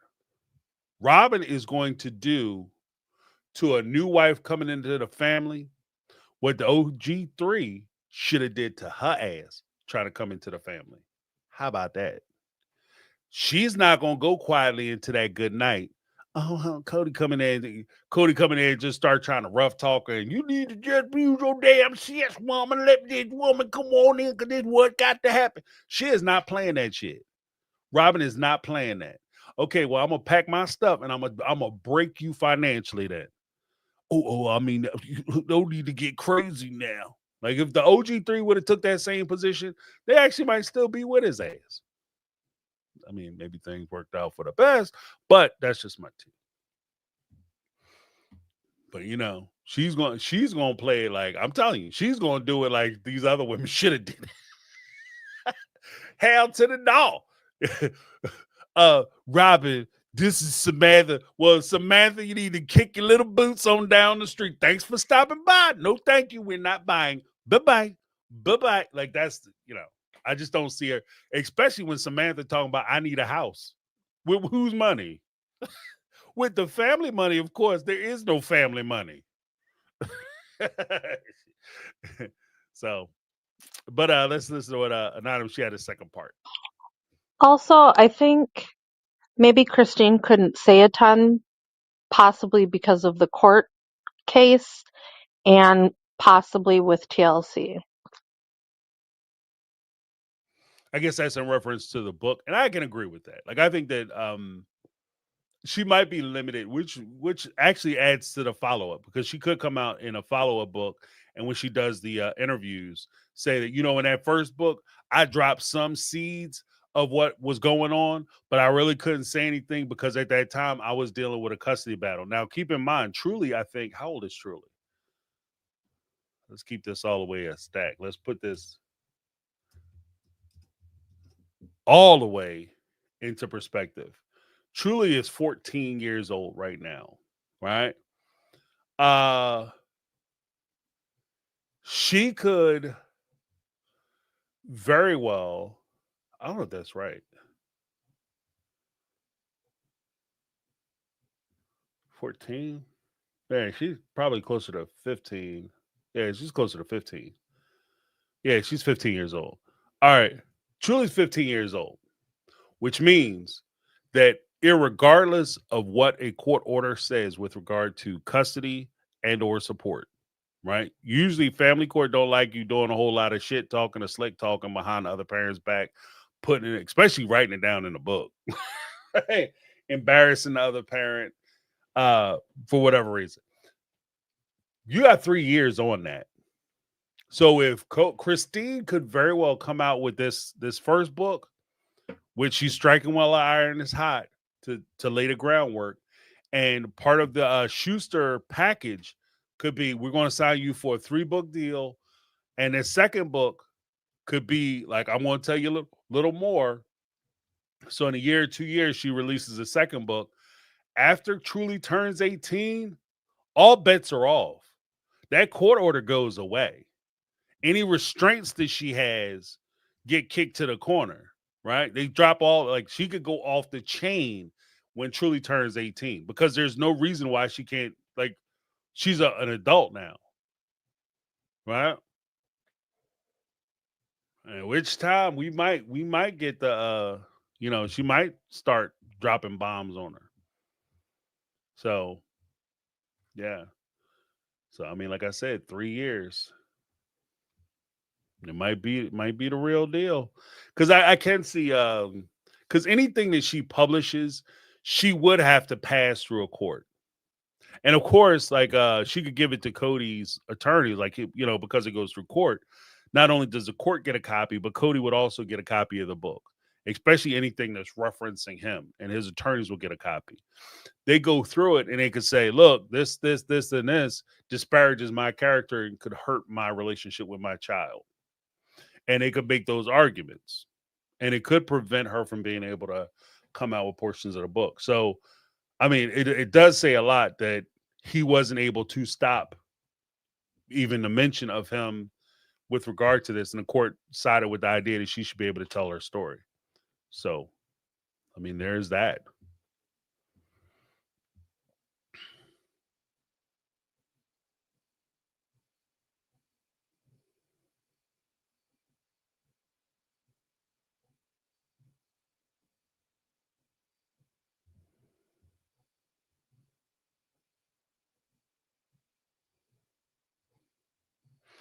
Okay, next up, uh, let's do Janet. Hi, James. This is Janet. I just wanted to talk a little bit about the Sister Wife book, Christine's book. I listened to it yesterday. I got it on the audiobook, so like it was like 8.5 hours, and it was interesting. I think it's worth like listening to. I can understand that some people don't want to give them their money and definitely feel lied to over the years, which is very, very valid. I still feel like the things that she talks about, to me, it was like I don't regret listening to it or spending the time listening to it or buying it or anything. I think there's a lot of it that is quite sad, and a lot of it is definitely things that, um, like, a lot of it won't be surprising, but I still think some of the details that she provided, it's enough to, like, it's enough information, I think, or to justify, listening to it or reading it. I didn't want to spend a whole lot of time, so that's part of why I get the audiobook, but just because I knew it would probably take me longer to read it, and this way I could do housework and stuff. But anyway, it's probably going to be two parts to this speak pipe, but um yeah, she definitely is very nice to Cody and Robin, especially in the beginning when she starts talking about them. I think she mentions a lot of good qualities they had, which they might be surprised by because they just like to paint her as a villain. But And we'll go to part two. hi, James. Just part two from Janet. Um, so yeah, like I think that the book, like a couple things it touches on, just like I said, I'm not going to talk about the specifics because a lot of people probably haven't read it yet. But um, Christine does reference the fallout with Mary and what. At least one thing that Mary did to McKelty that made Christine kind of like basically put the kibosh on their friendship, and that was interesting. At least another thing she does, I think I mentioned it in the last live, was she does talk about some stuff in like the wedding night and like with her and Cody and some stuff that Robin said to her. Basically like proving that like Robin and Cody do talk about the other wives and what they do, at least to a certain degree. If you believe Christine, which I do. And I'm just trying to think. I feel like Christine was good about admitting mistakes she made, which, was good.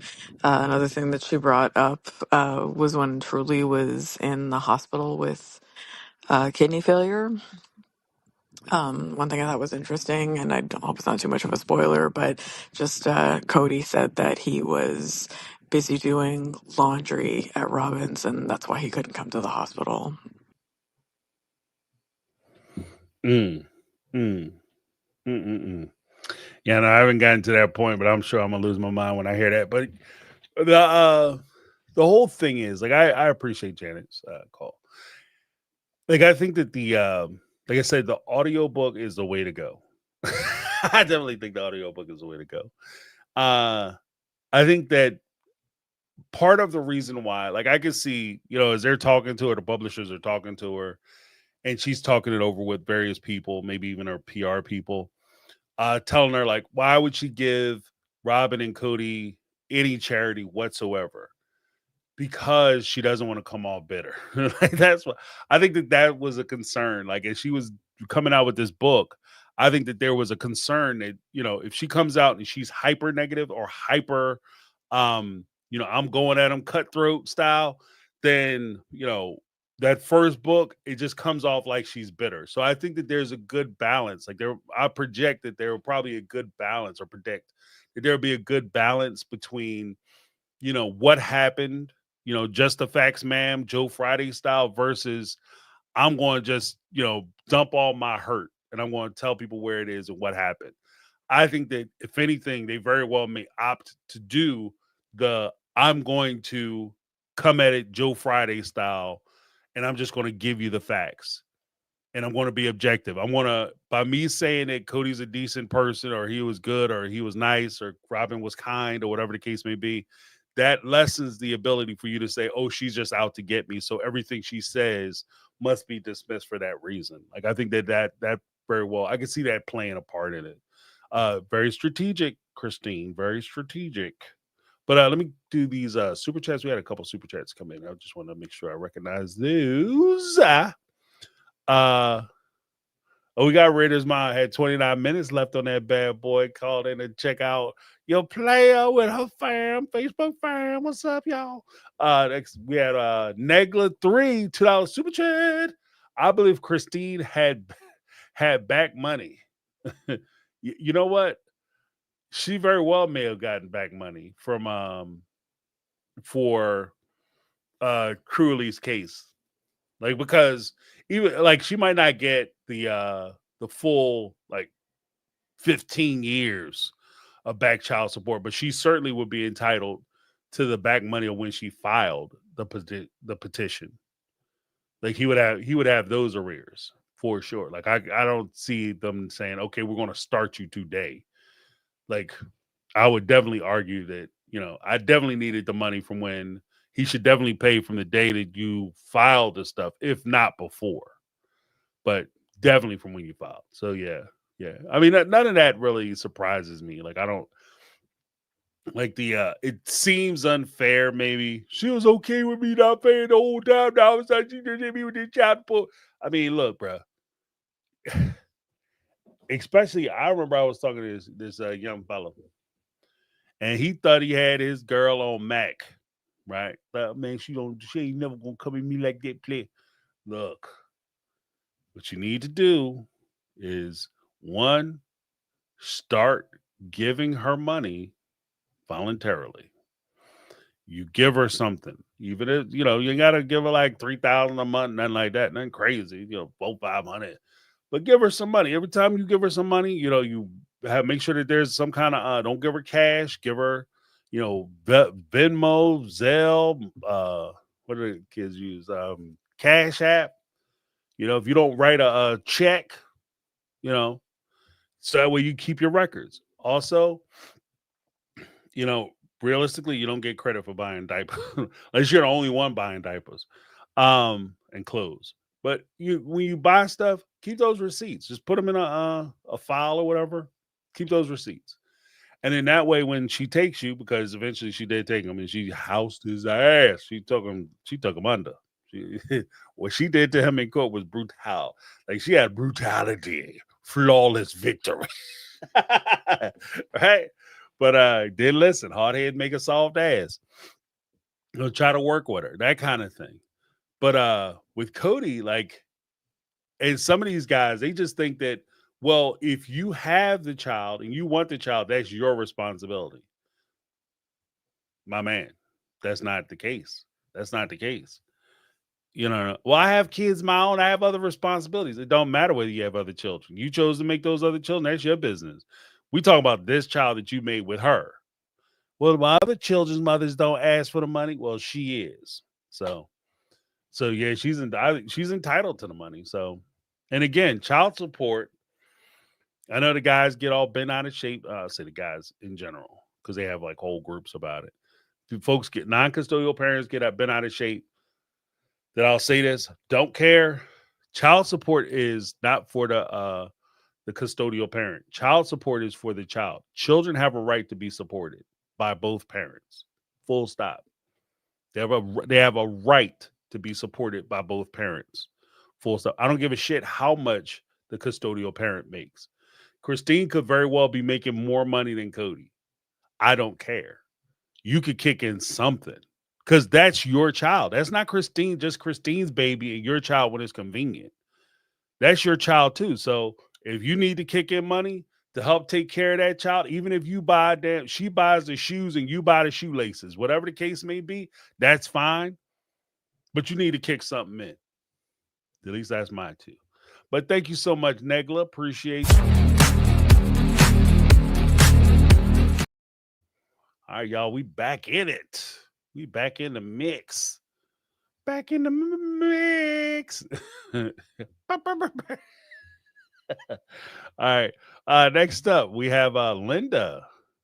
Hey, James, it's Linda again. I didn't get a chance to tell you that Christine was very, very against them doing the Garrison death arc. She felt that it was inappropriate, but that Janelle and Cody felt strongly about it, and she didn't want to go against Janelle.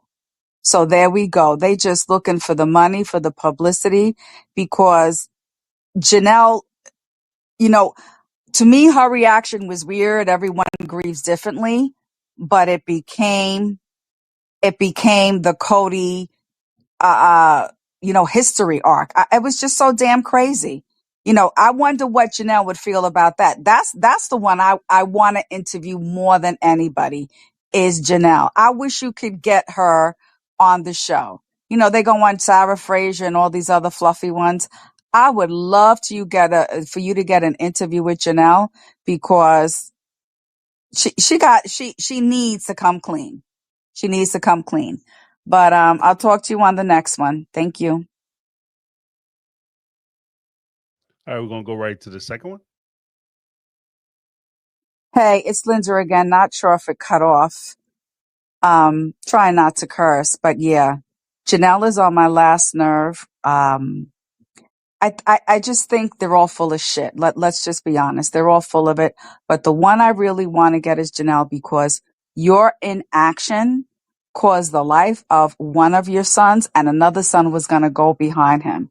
But I think God is good that Gabe didn't give in to his depression. He didn't give in to the hurt he felt.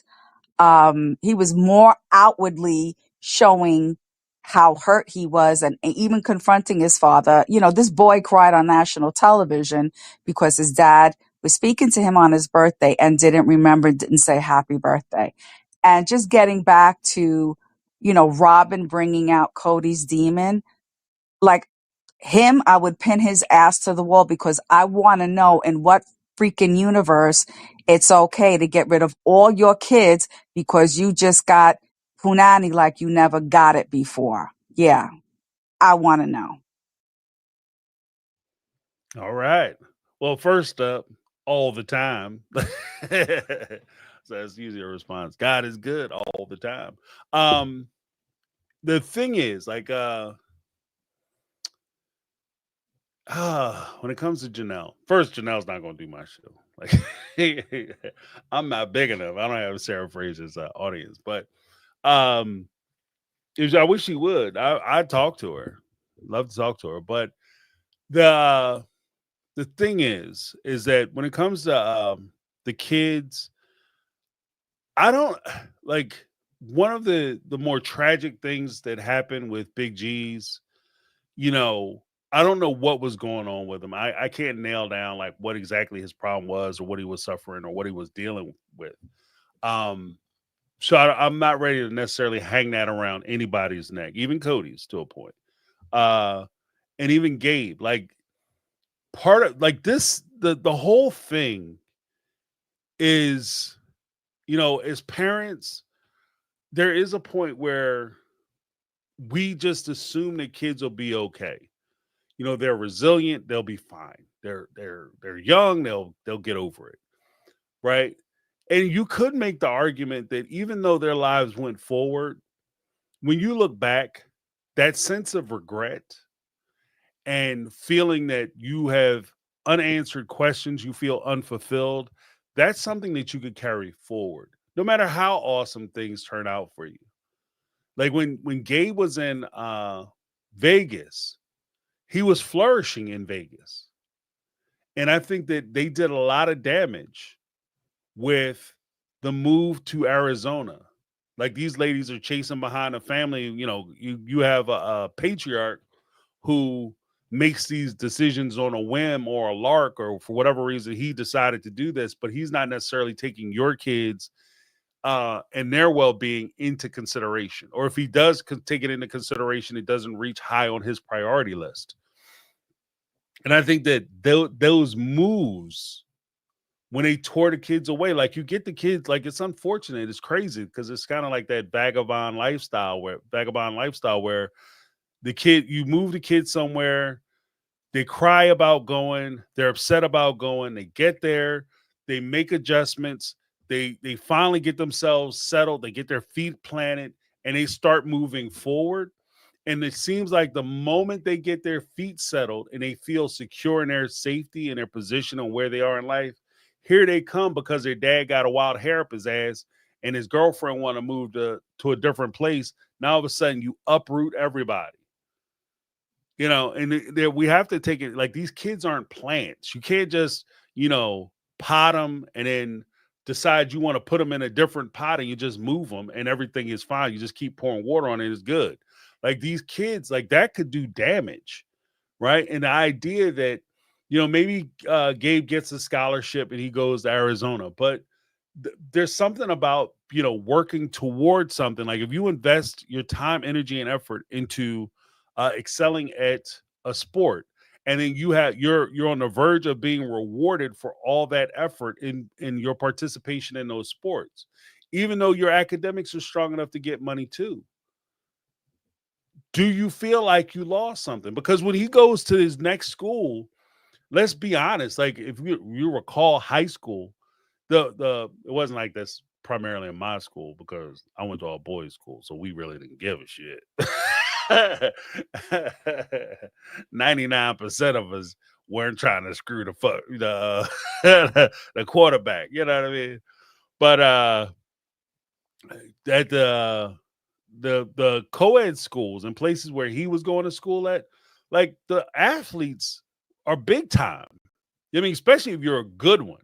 Like if you're good, you could hit certain levels of popularity, and then when you get to your next school, even though, you used to play football, maybe you're on a football team, but you're not, because you didn't come up under that system, they're not going to knock somebody off who's been doing their football style and their football system for the last 3 years. His senior year, they're going to knock him off for the kid that just showed up. If he's good, regardless, he doesn't understand how your system works. So Gabe could have spent his senior year sitting on a bench.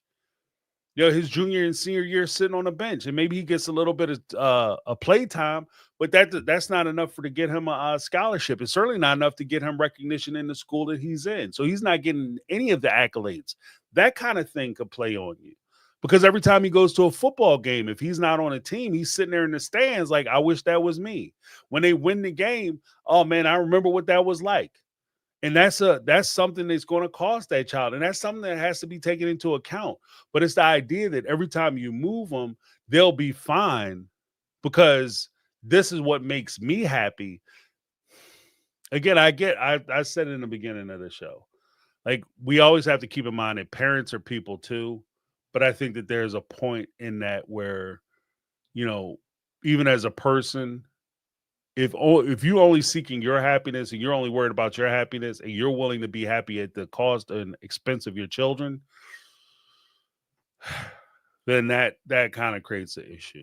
Like I'm not necessarily blaming Janelle for any of that. I think that there's a lot of factors that go into like the stages of depression that he was enduring, like Gabe was enduring, as well as Garrison. I think there's more to it than the stuff that we saw on the show.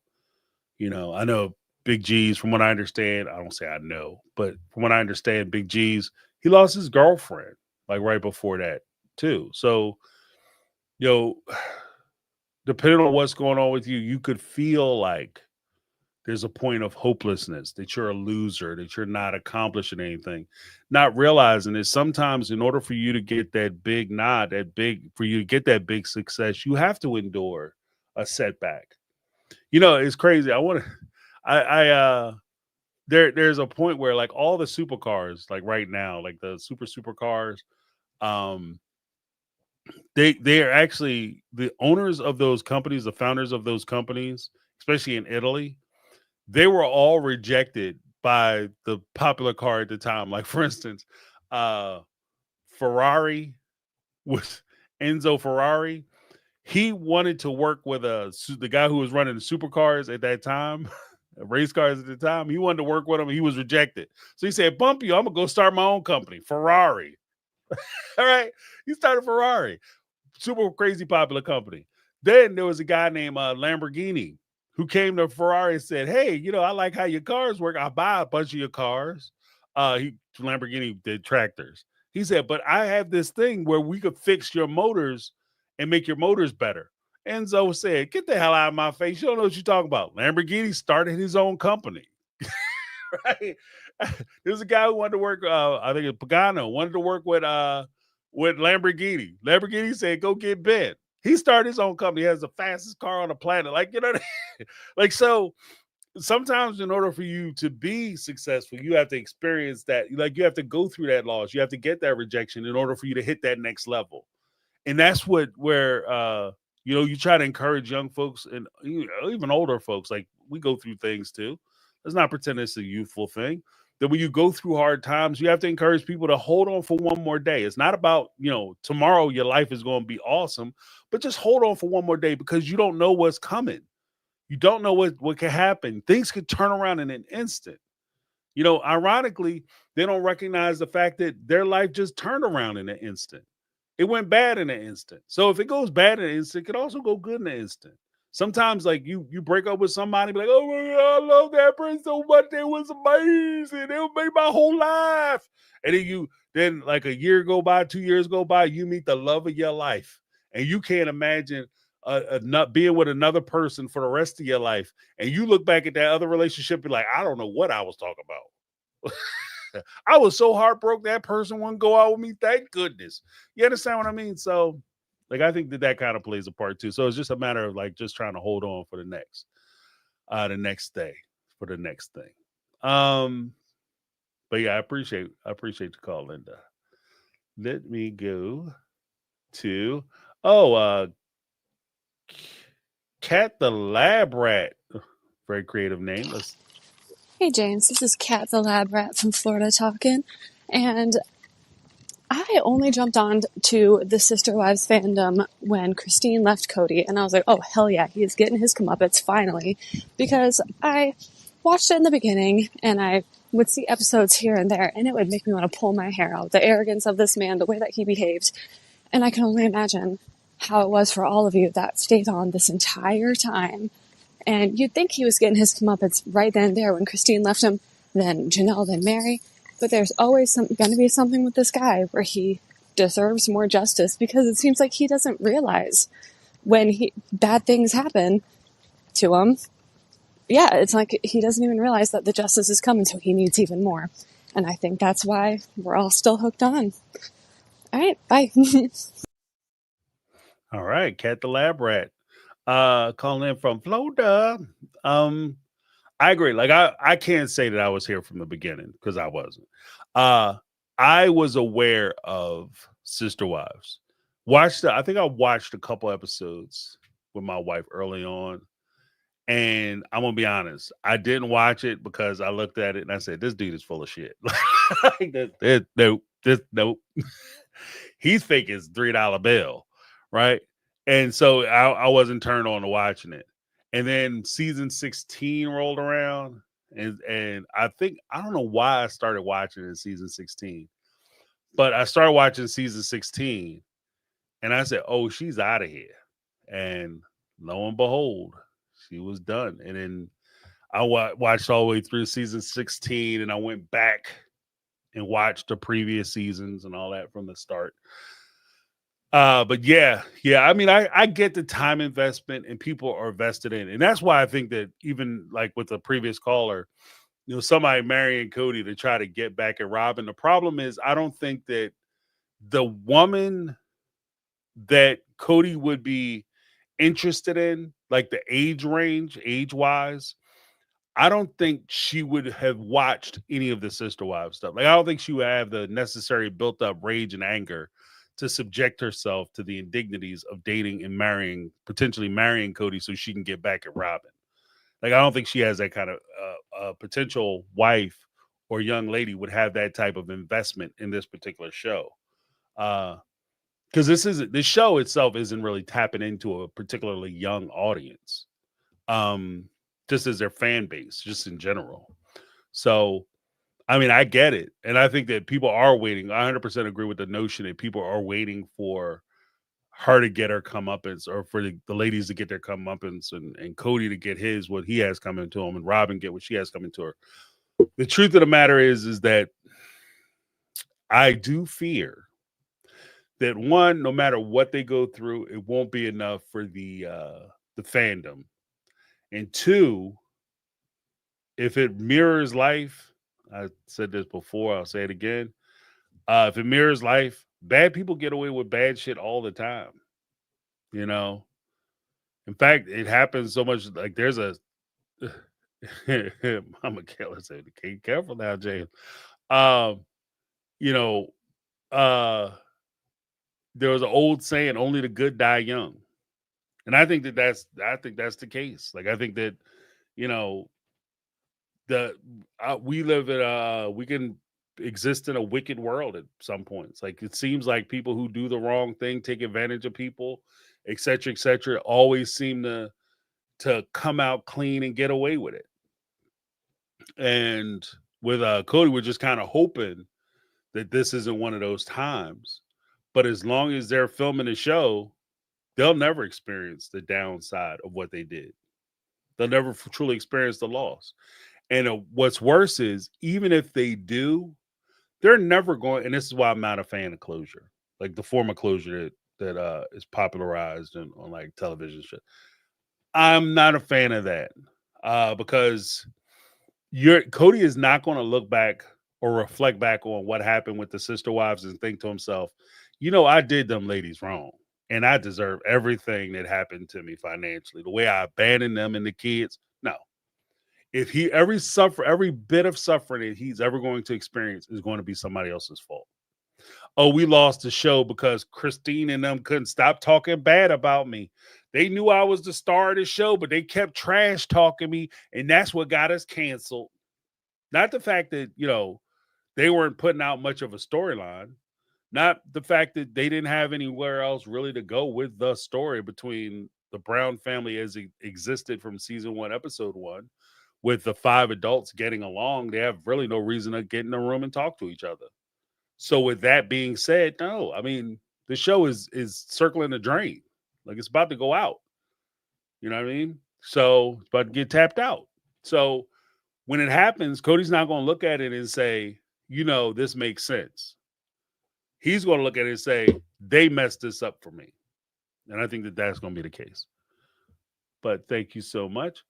The last caller we have is Miss Kata, Tanya Carter in the house. Let's check her out. Hey James, it's Tanya Carter. Salute. So I'm sitting here watching one of my favorite shows, 60 Days In, and I'm thinking, oh my God, that should be Cody's next show. I would love to see Cody do 60 Days In. I'm watching the one in Utah right now. I think it's season 9. Where they filmed in Utah. And so every time they go outside and you see the mountains and stuff, it's making me think of Sister Wives. And I'm like, oh my God, what if they put Cody 60 Days In? I would love that. He wouldn't last 2 seconds. I think he would be tapping out at at intake. Thoughts? Yeah, Cody ain't doing 60 Days In.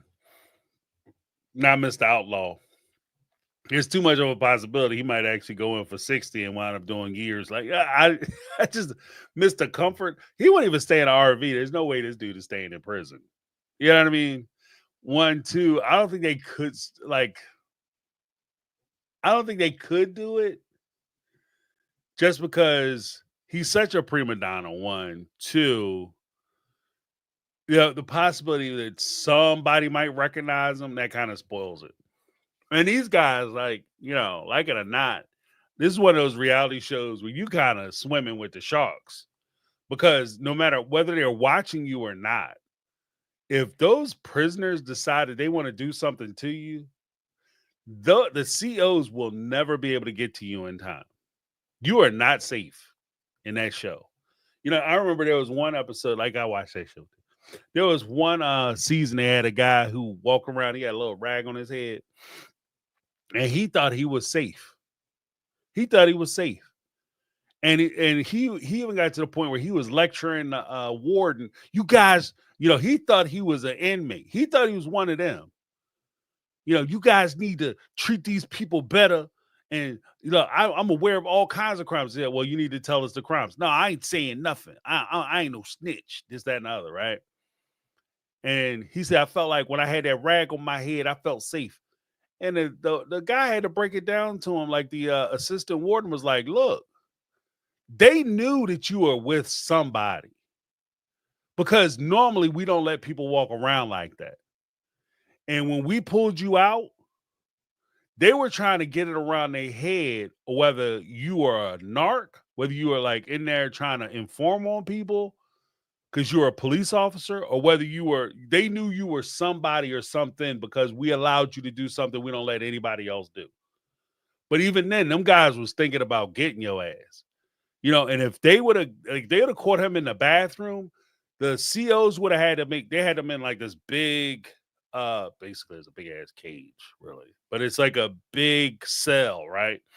And like connected to it is a bathroom where all of them go to the bathroom at, but it's almost like a dormitory setting where they had bunk beds and all that, little seated area where they could play cards in the front.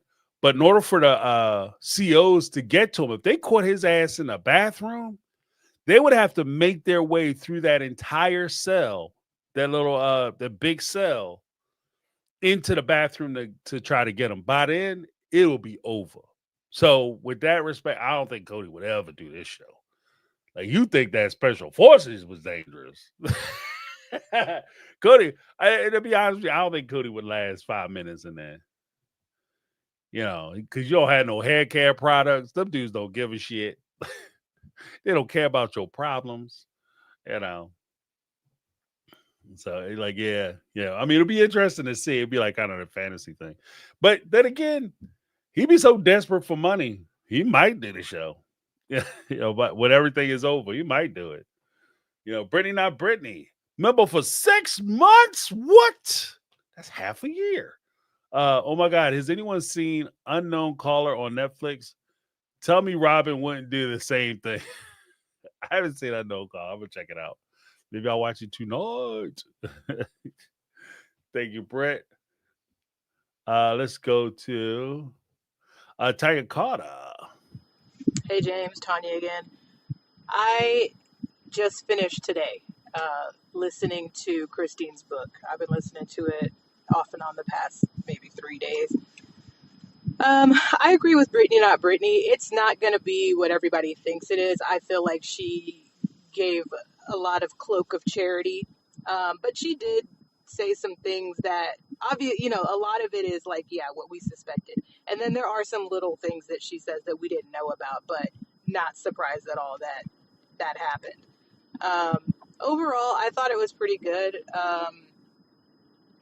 It was funny to me that she did say that when they were about to sign for the show, they let TLC told them, like, just a warning, like, reality TV does usually break families up, and they still signed on the dotted line. They were like, no, that's not going to be us.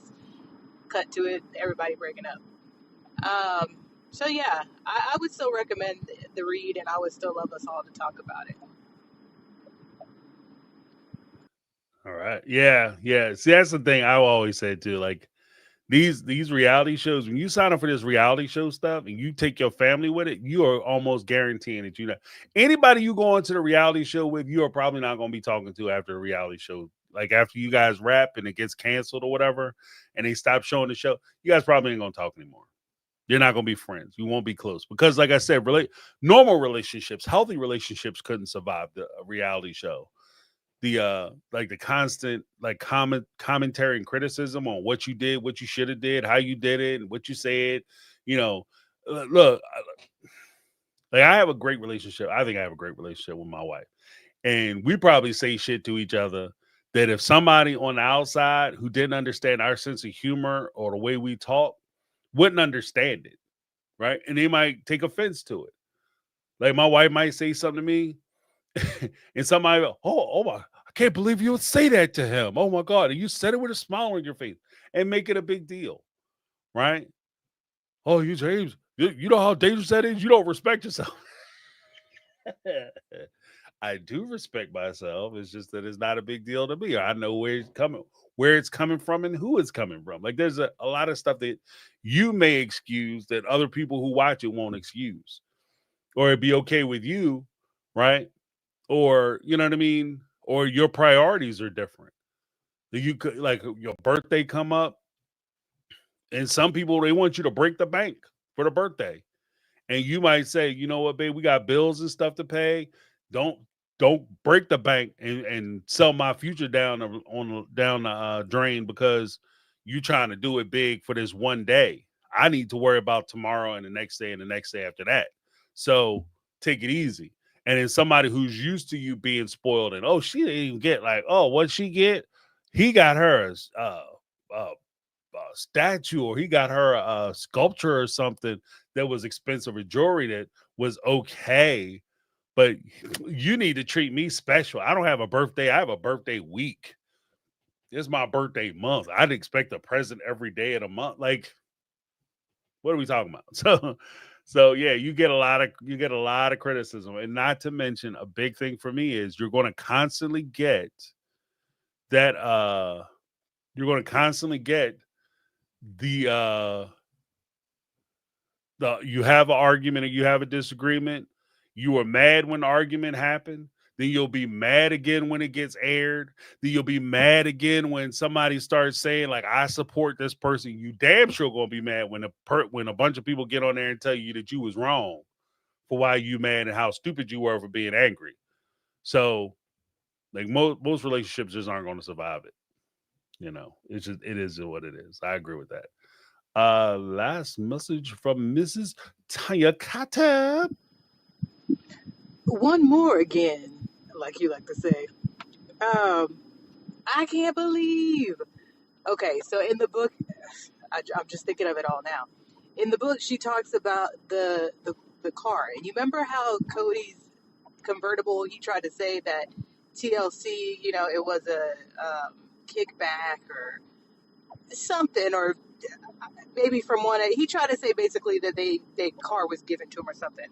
No, Christine said that when they got their first little TLC check, like right whenever they signed to do the show, all the wives were like, oh my God, now we have some money, we can get some food, we can, pay some of these doctor's bills, kids need braces, different things, we can go ahead and, start to work our way out of poverty.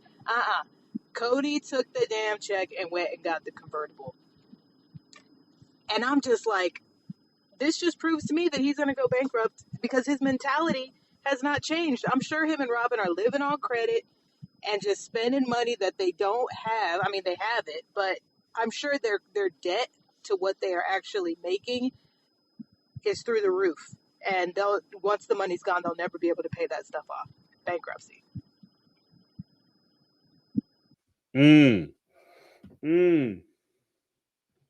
With this Neglet 3, $2 super chat. Love for our My Take fam, Fauntleroy, and nobody forever. Forever. Give Neglet 3 a little something. That's awesome.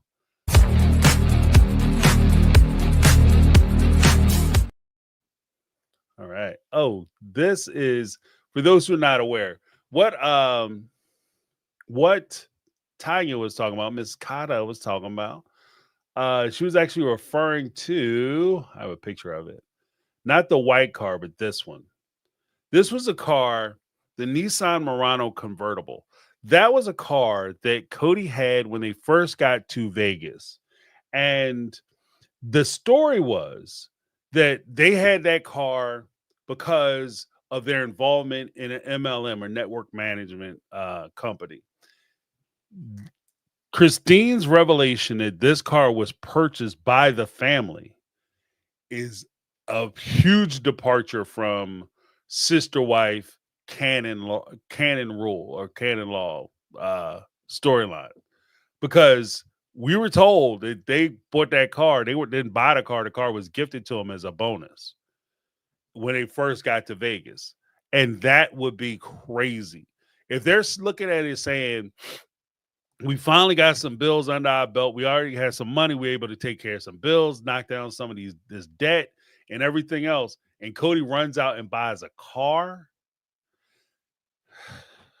Once again, ladies, this should have been an indication that you need to break that damn bank account up. The money needs to stop going into the family fund. If this is what you fitting to do with it, it needs to stop going into the family fund, because this at least, at minimum, should have been a damn conversation. It should have been a conversation. You don't pull up with some damn car, like we struggling trying to pay bills, and you pull up with a freaking car. At minimum, that should have been a conversation. And during that conversation, would have been a lot of hell no's. Hell no. Hell no. Hell no.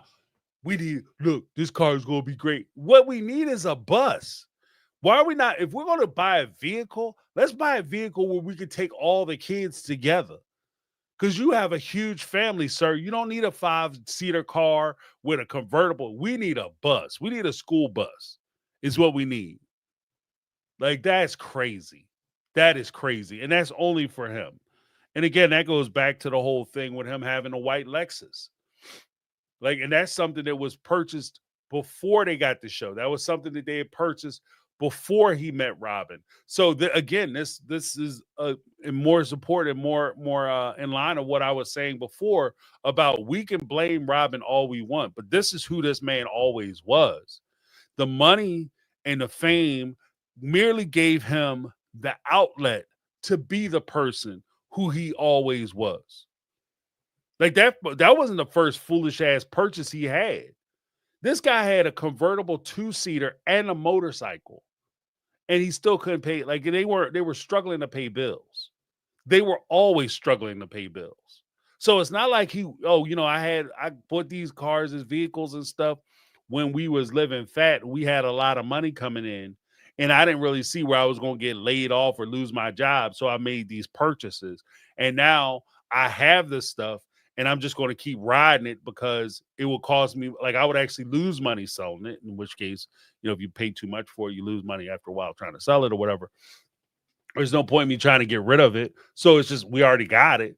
That's one thing. But for you to, like, you walking past your kids, they see eating rotten bread for dinner, and you walk past them to go to the car dealership to get a brand new car, you ain't shit as a parent. And, this is where it gets kind of sticky. But as, like, is any other parent who's not Cody, if you're watching him do this, and then you still giving him access to your bank account, you're on the precipice of making a shit ton of money, and you're watching him run out and do the same thing he was doing when he was unfurling the family when you were poor, and you're watching him like you guys are about to have a break in the family, and you're still watching him do it, and you're still riding with it. You got to stick up for yourself, because it's not enough. And this is what I'm saying, like, in real life, it's not enough for us to sit there and say that the universe is going to pay you back and straighten shit out, because it's not. It's not. Sometimes you got to protect yourself. You got to save your damn self, because the Cody went out and he bought all this stuff. There's a strong possibility, like I said, legally, like, his case is strong, y'all. Like, all bullshit aside, like, his case is pretty strong. Like, why he should keep all the money and proceeds from the McMansion sale. His case is strong. And it's strong because these ladies went along with the bullshit. It's not like you can't go in the court and say, well, the way he was raised and when they was a child, and the man, we got to consider how they were raised in the church and all the influences. It doesn't matter. because the court sees you as an adult. Unless you can prove that they had some kind of mental deficiency or they were unable to give consent, or they didn't have capacity to understand what they were agreeing to, in which case a lot of other things will come into play. You can't say in one case, I don't have capacity to be able to make good financial decisions for myself. But then you get to another court and family court and say, I should have custody of this child because I'm the only one who's caring for him.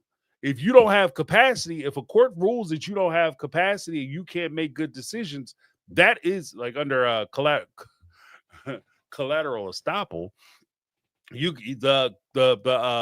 Another court of the same at the same level is collaterally estopped from being able to go back and say to that court that what you found isn't true. They have to take everything that you say. If you're found to be incompetent, then the next court would have to take that in as true, 100% true as fact. And that's what I'm saying. Like, you have to make good decisions, because you can't rely on a court to come in and save you or clean up after your ass. It's just not plausible. Like, in the fact that they watched them do this, and that occurred in like the earlier seasons. That was like season 2 that he pulled up in that car. That was season 2. There was no way in the world at season 2 they thought this show would go 20 damn seasons. So as far as they knew, he was blowing the bag on bullshit, and they were going to go from living in these nice houses, these rental homes in Las Vegas, right back to Utah, and right back into that crammed into that little ass house again with all them people. I'm just saying, like, I don't know, man. Like, Cody is bad. Cody's going Cody. At this point, and this is kind of where you're going to get into trouble. I think that, like, even Christine and Mary and Janelle, when they come out with their tell-all books later on, I think that this might be where they're going to get in trouble at. Because after a while, it's just like, how do you sit there and keep making excuses on why you sat there and let this continually happen? And obviously, you knew the shit was wrong. Like, you have bills and you guys are going in bankrupt, trying to pay bills, and you have to declare bankruptcy because you can't afford to pay your bills. And you finally get money and you let this man blow it. See, and here's another secret, y'all. Like, and this is the crazy part. They are so lucky. They are so lucky. It's crazy. Because the more insane part is, say they were making 6 figures a piece. Like, we'll go super generous. They were making 6 figures a piece during the first 2 seasons of the show. That's $500,000. You're making $100,000 each. When you go back and you try to declare bankruptcy, they're going to ask you where that money went. If you say, Cody, like you're Christine or Janelle, and you say Cody spent that money in season 2, Cody is not your husband. So the only way Cody spent your money is if you gifted that money to Cody. You can't go to bankruptcy court and say you gave away $100,000 and then you say, I want relief from you guys to not be responsible for my bills. I gave $100,000 away, but I don't want to have to pay these medical bills. Because you're not guaranteed. You're just filing bankruptcy doesn't mean you automatically get it. And the disposition isn't automatically, okay, we just going to clear your record out. Like, they put themselves in crazy jeopardy. This shit could have been crazy bad. It could have been crazy bad. You know, so, I mean, it's just, and again, this is one of those things where, you know, sometimes you got to, you know, take heed what's going on. And like, is I'm listening to the book, because I'm not going to read this book.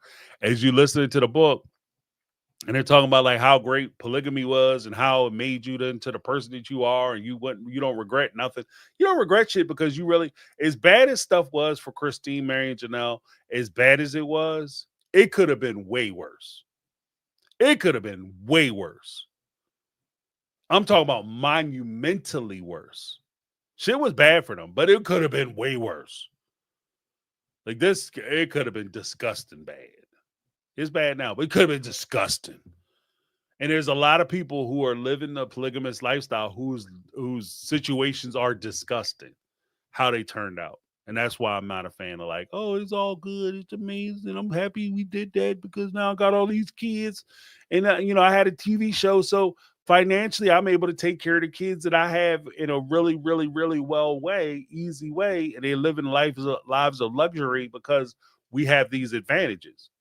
That's awesome for you. But let's not pretend that that's the rule. You are an anomaly. You're an anomaly. So I don't know. Yeah, because like I said, you cannot go back. You can't get I can't get $100,000 for a paycheck and then go back and tell I take out a bunch of loans and credit cards and stuff. Like, yeah, bank, I don't want to pay none of them credit cards off. Where's that $100,000 at? Oh, I gifted that. I gave that to my girlfriend because that's what Cody was. Legally, Cody was he wasn't even their boyfriend because he's married. So technically, he wasn't your boyfriend. He was your friend. He's a guy you're banging. As far legally, I mean, that's just, I know it sounds crass and cruel and all that, but that's what legally, that's how the court would see it. You were just you gave it to a friend at best. You call Cody a friend, an associate.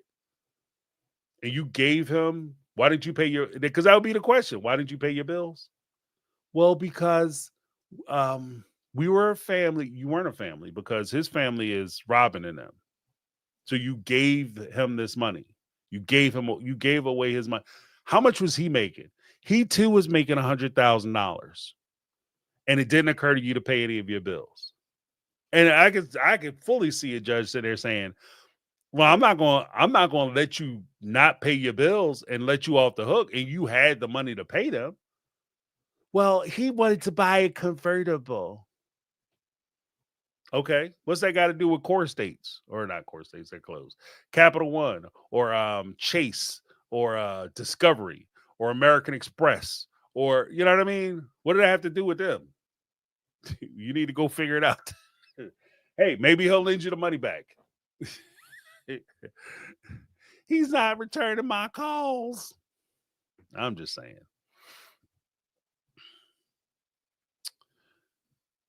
But yeah.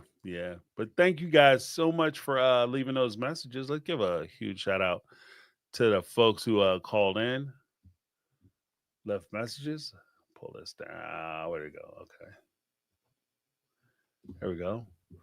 So we have Brittany, not Brittany, leaving a message. Tanya Carter, Mary, Janet. Then, of course, we had Linda up in the house. Cat the Lab Rat. I say Brittany, not Brittany. Linda, of course. And, of course, we had 2 messages from Anonymous.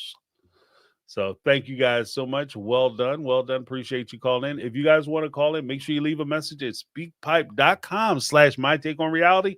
Leave a message. Let me know what your thoughts are. Get as catty or whatever you want to get. We're going to talk about it next Thursday, 7 p.m. Eastern Standard Time. It will be a good time, but thank you guys so much for leaving those messages. Let me give you a little something.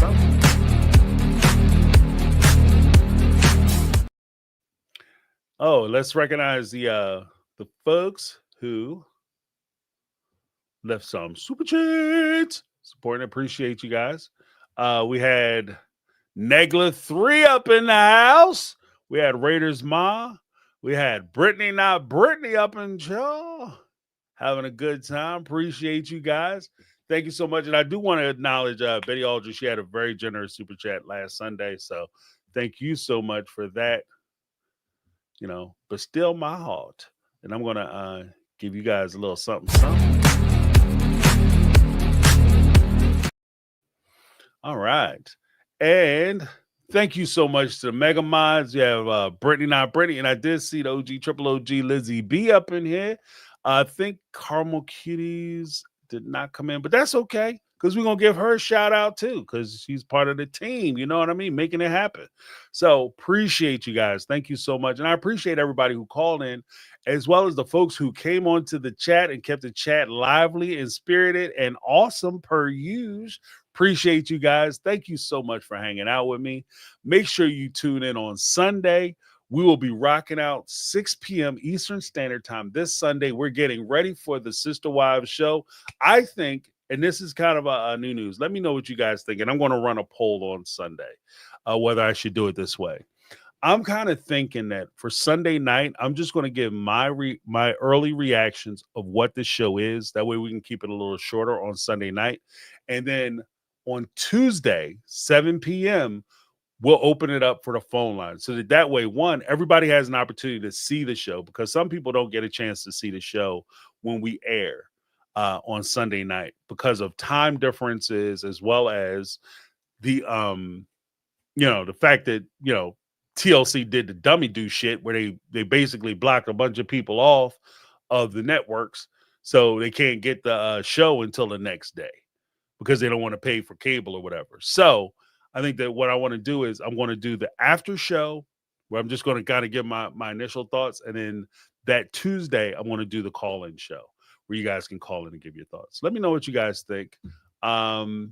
If that's a good idea, bad idea, if you like the call-in show right after, because I understand people want to decompress, because I certainly need to after I watch some of this stuff. Like I won't watch this thing. Like some people say, "Oh, I got to do a bottle of wine." Like I'll be on. Like forget the wine. Like you can keep the wine. I'll be doing hard stuff. Like what I mean, this be a tequila night before this is all over. Getting crazy with the TT. But appreciate you guys. So let me know what you guys think with that. I'm still bouncing that around and trying to get the logistics down, making sure it goes well. We just had let me just check something real quick. Oh, had 2 super chats come in. One from Brittany, not Brittany, $4.99 super chat. It just occurred to me.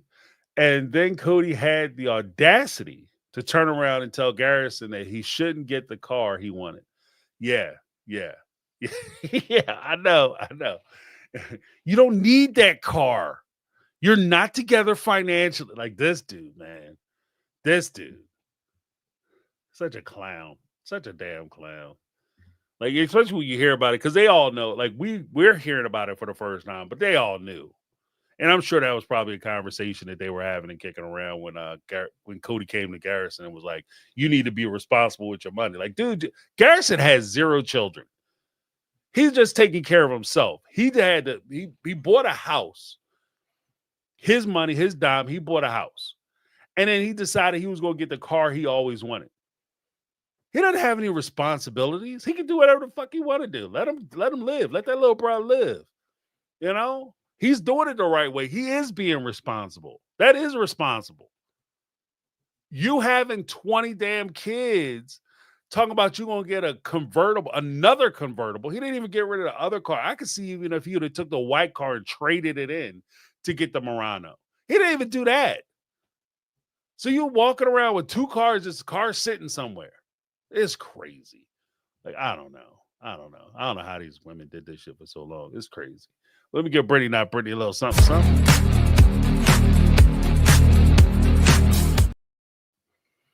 Excellent point. Then we had Lizzie B gifted One My Take on Reality membership. Thank you so much, Lizzie B. Hopefully you guys enjoy it. We're going to run a members only live this Saturday at noon. See how that goes. So have your devices ready. You can call into that show. We're going to run a panel, so you'll be able to talk to each other. It'll be a bunch of you on the screen at the same time. Hopefully we can keep things orderly, and that'll be a positive, and we can move forward with that. So make sure you keep your calendar set, because we're going to roll out this Saturday. So thank you very much, Lizzie B. Appreciate you. Thank you so much. And before we go, I want to thank everybody who called in, everybody who participated, everybody who supports the channel. It means so much to me. Thank you so much. Thank you to the Mega Minds, Lizzie B, Brittany Not Brittany, and Carmel Cuties. Appreciate you guys. Thank you so much for hanging out with me. That's my... That was for everybody. Blew that. We'll take it back. Take 2. This is for everybody who called in, participates in the show, and supports the show. I appreciate you so much. Let me give you a little something.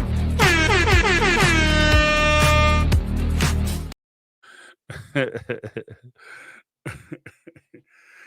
mean, sometimes live TV, boy, mess it up all the time. Anyway, thank you guys so much for hanging out with me. That's my take. I'm James. This has been my take on reality, and I'm out. Appreciate you guys so much. Make sure you have a good night. Take care of those who take care of you, and don't forget them and don't overlook them. All right? Have a good 'Cause I've been living life right like I could just die any minute. Going for a ride down the side.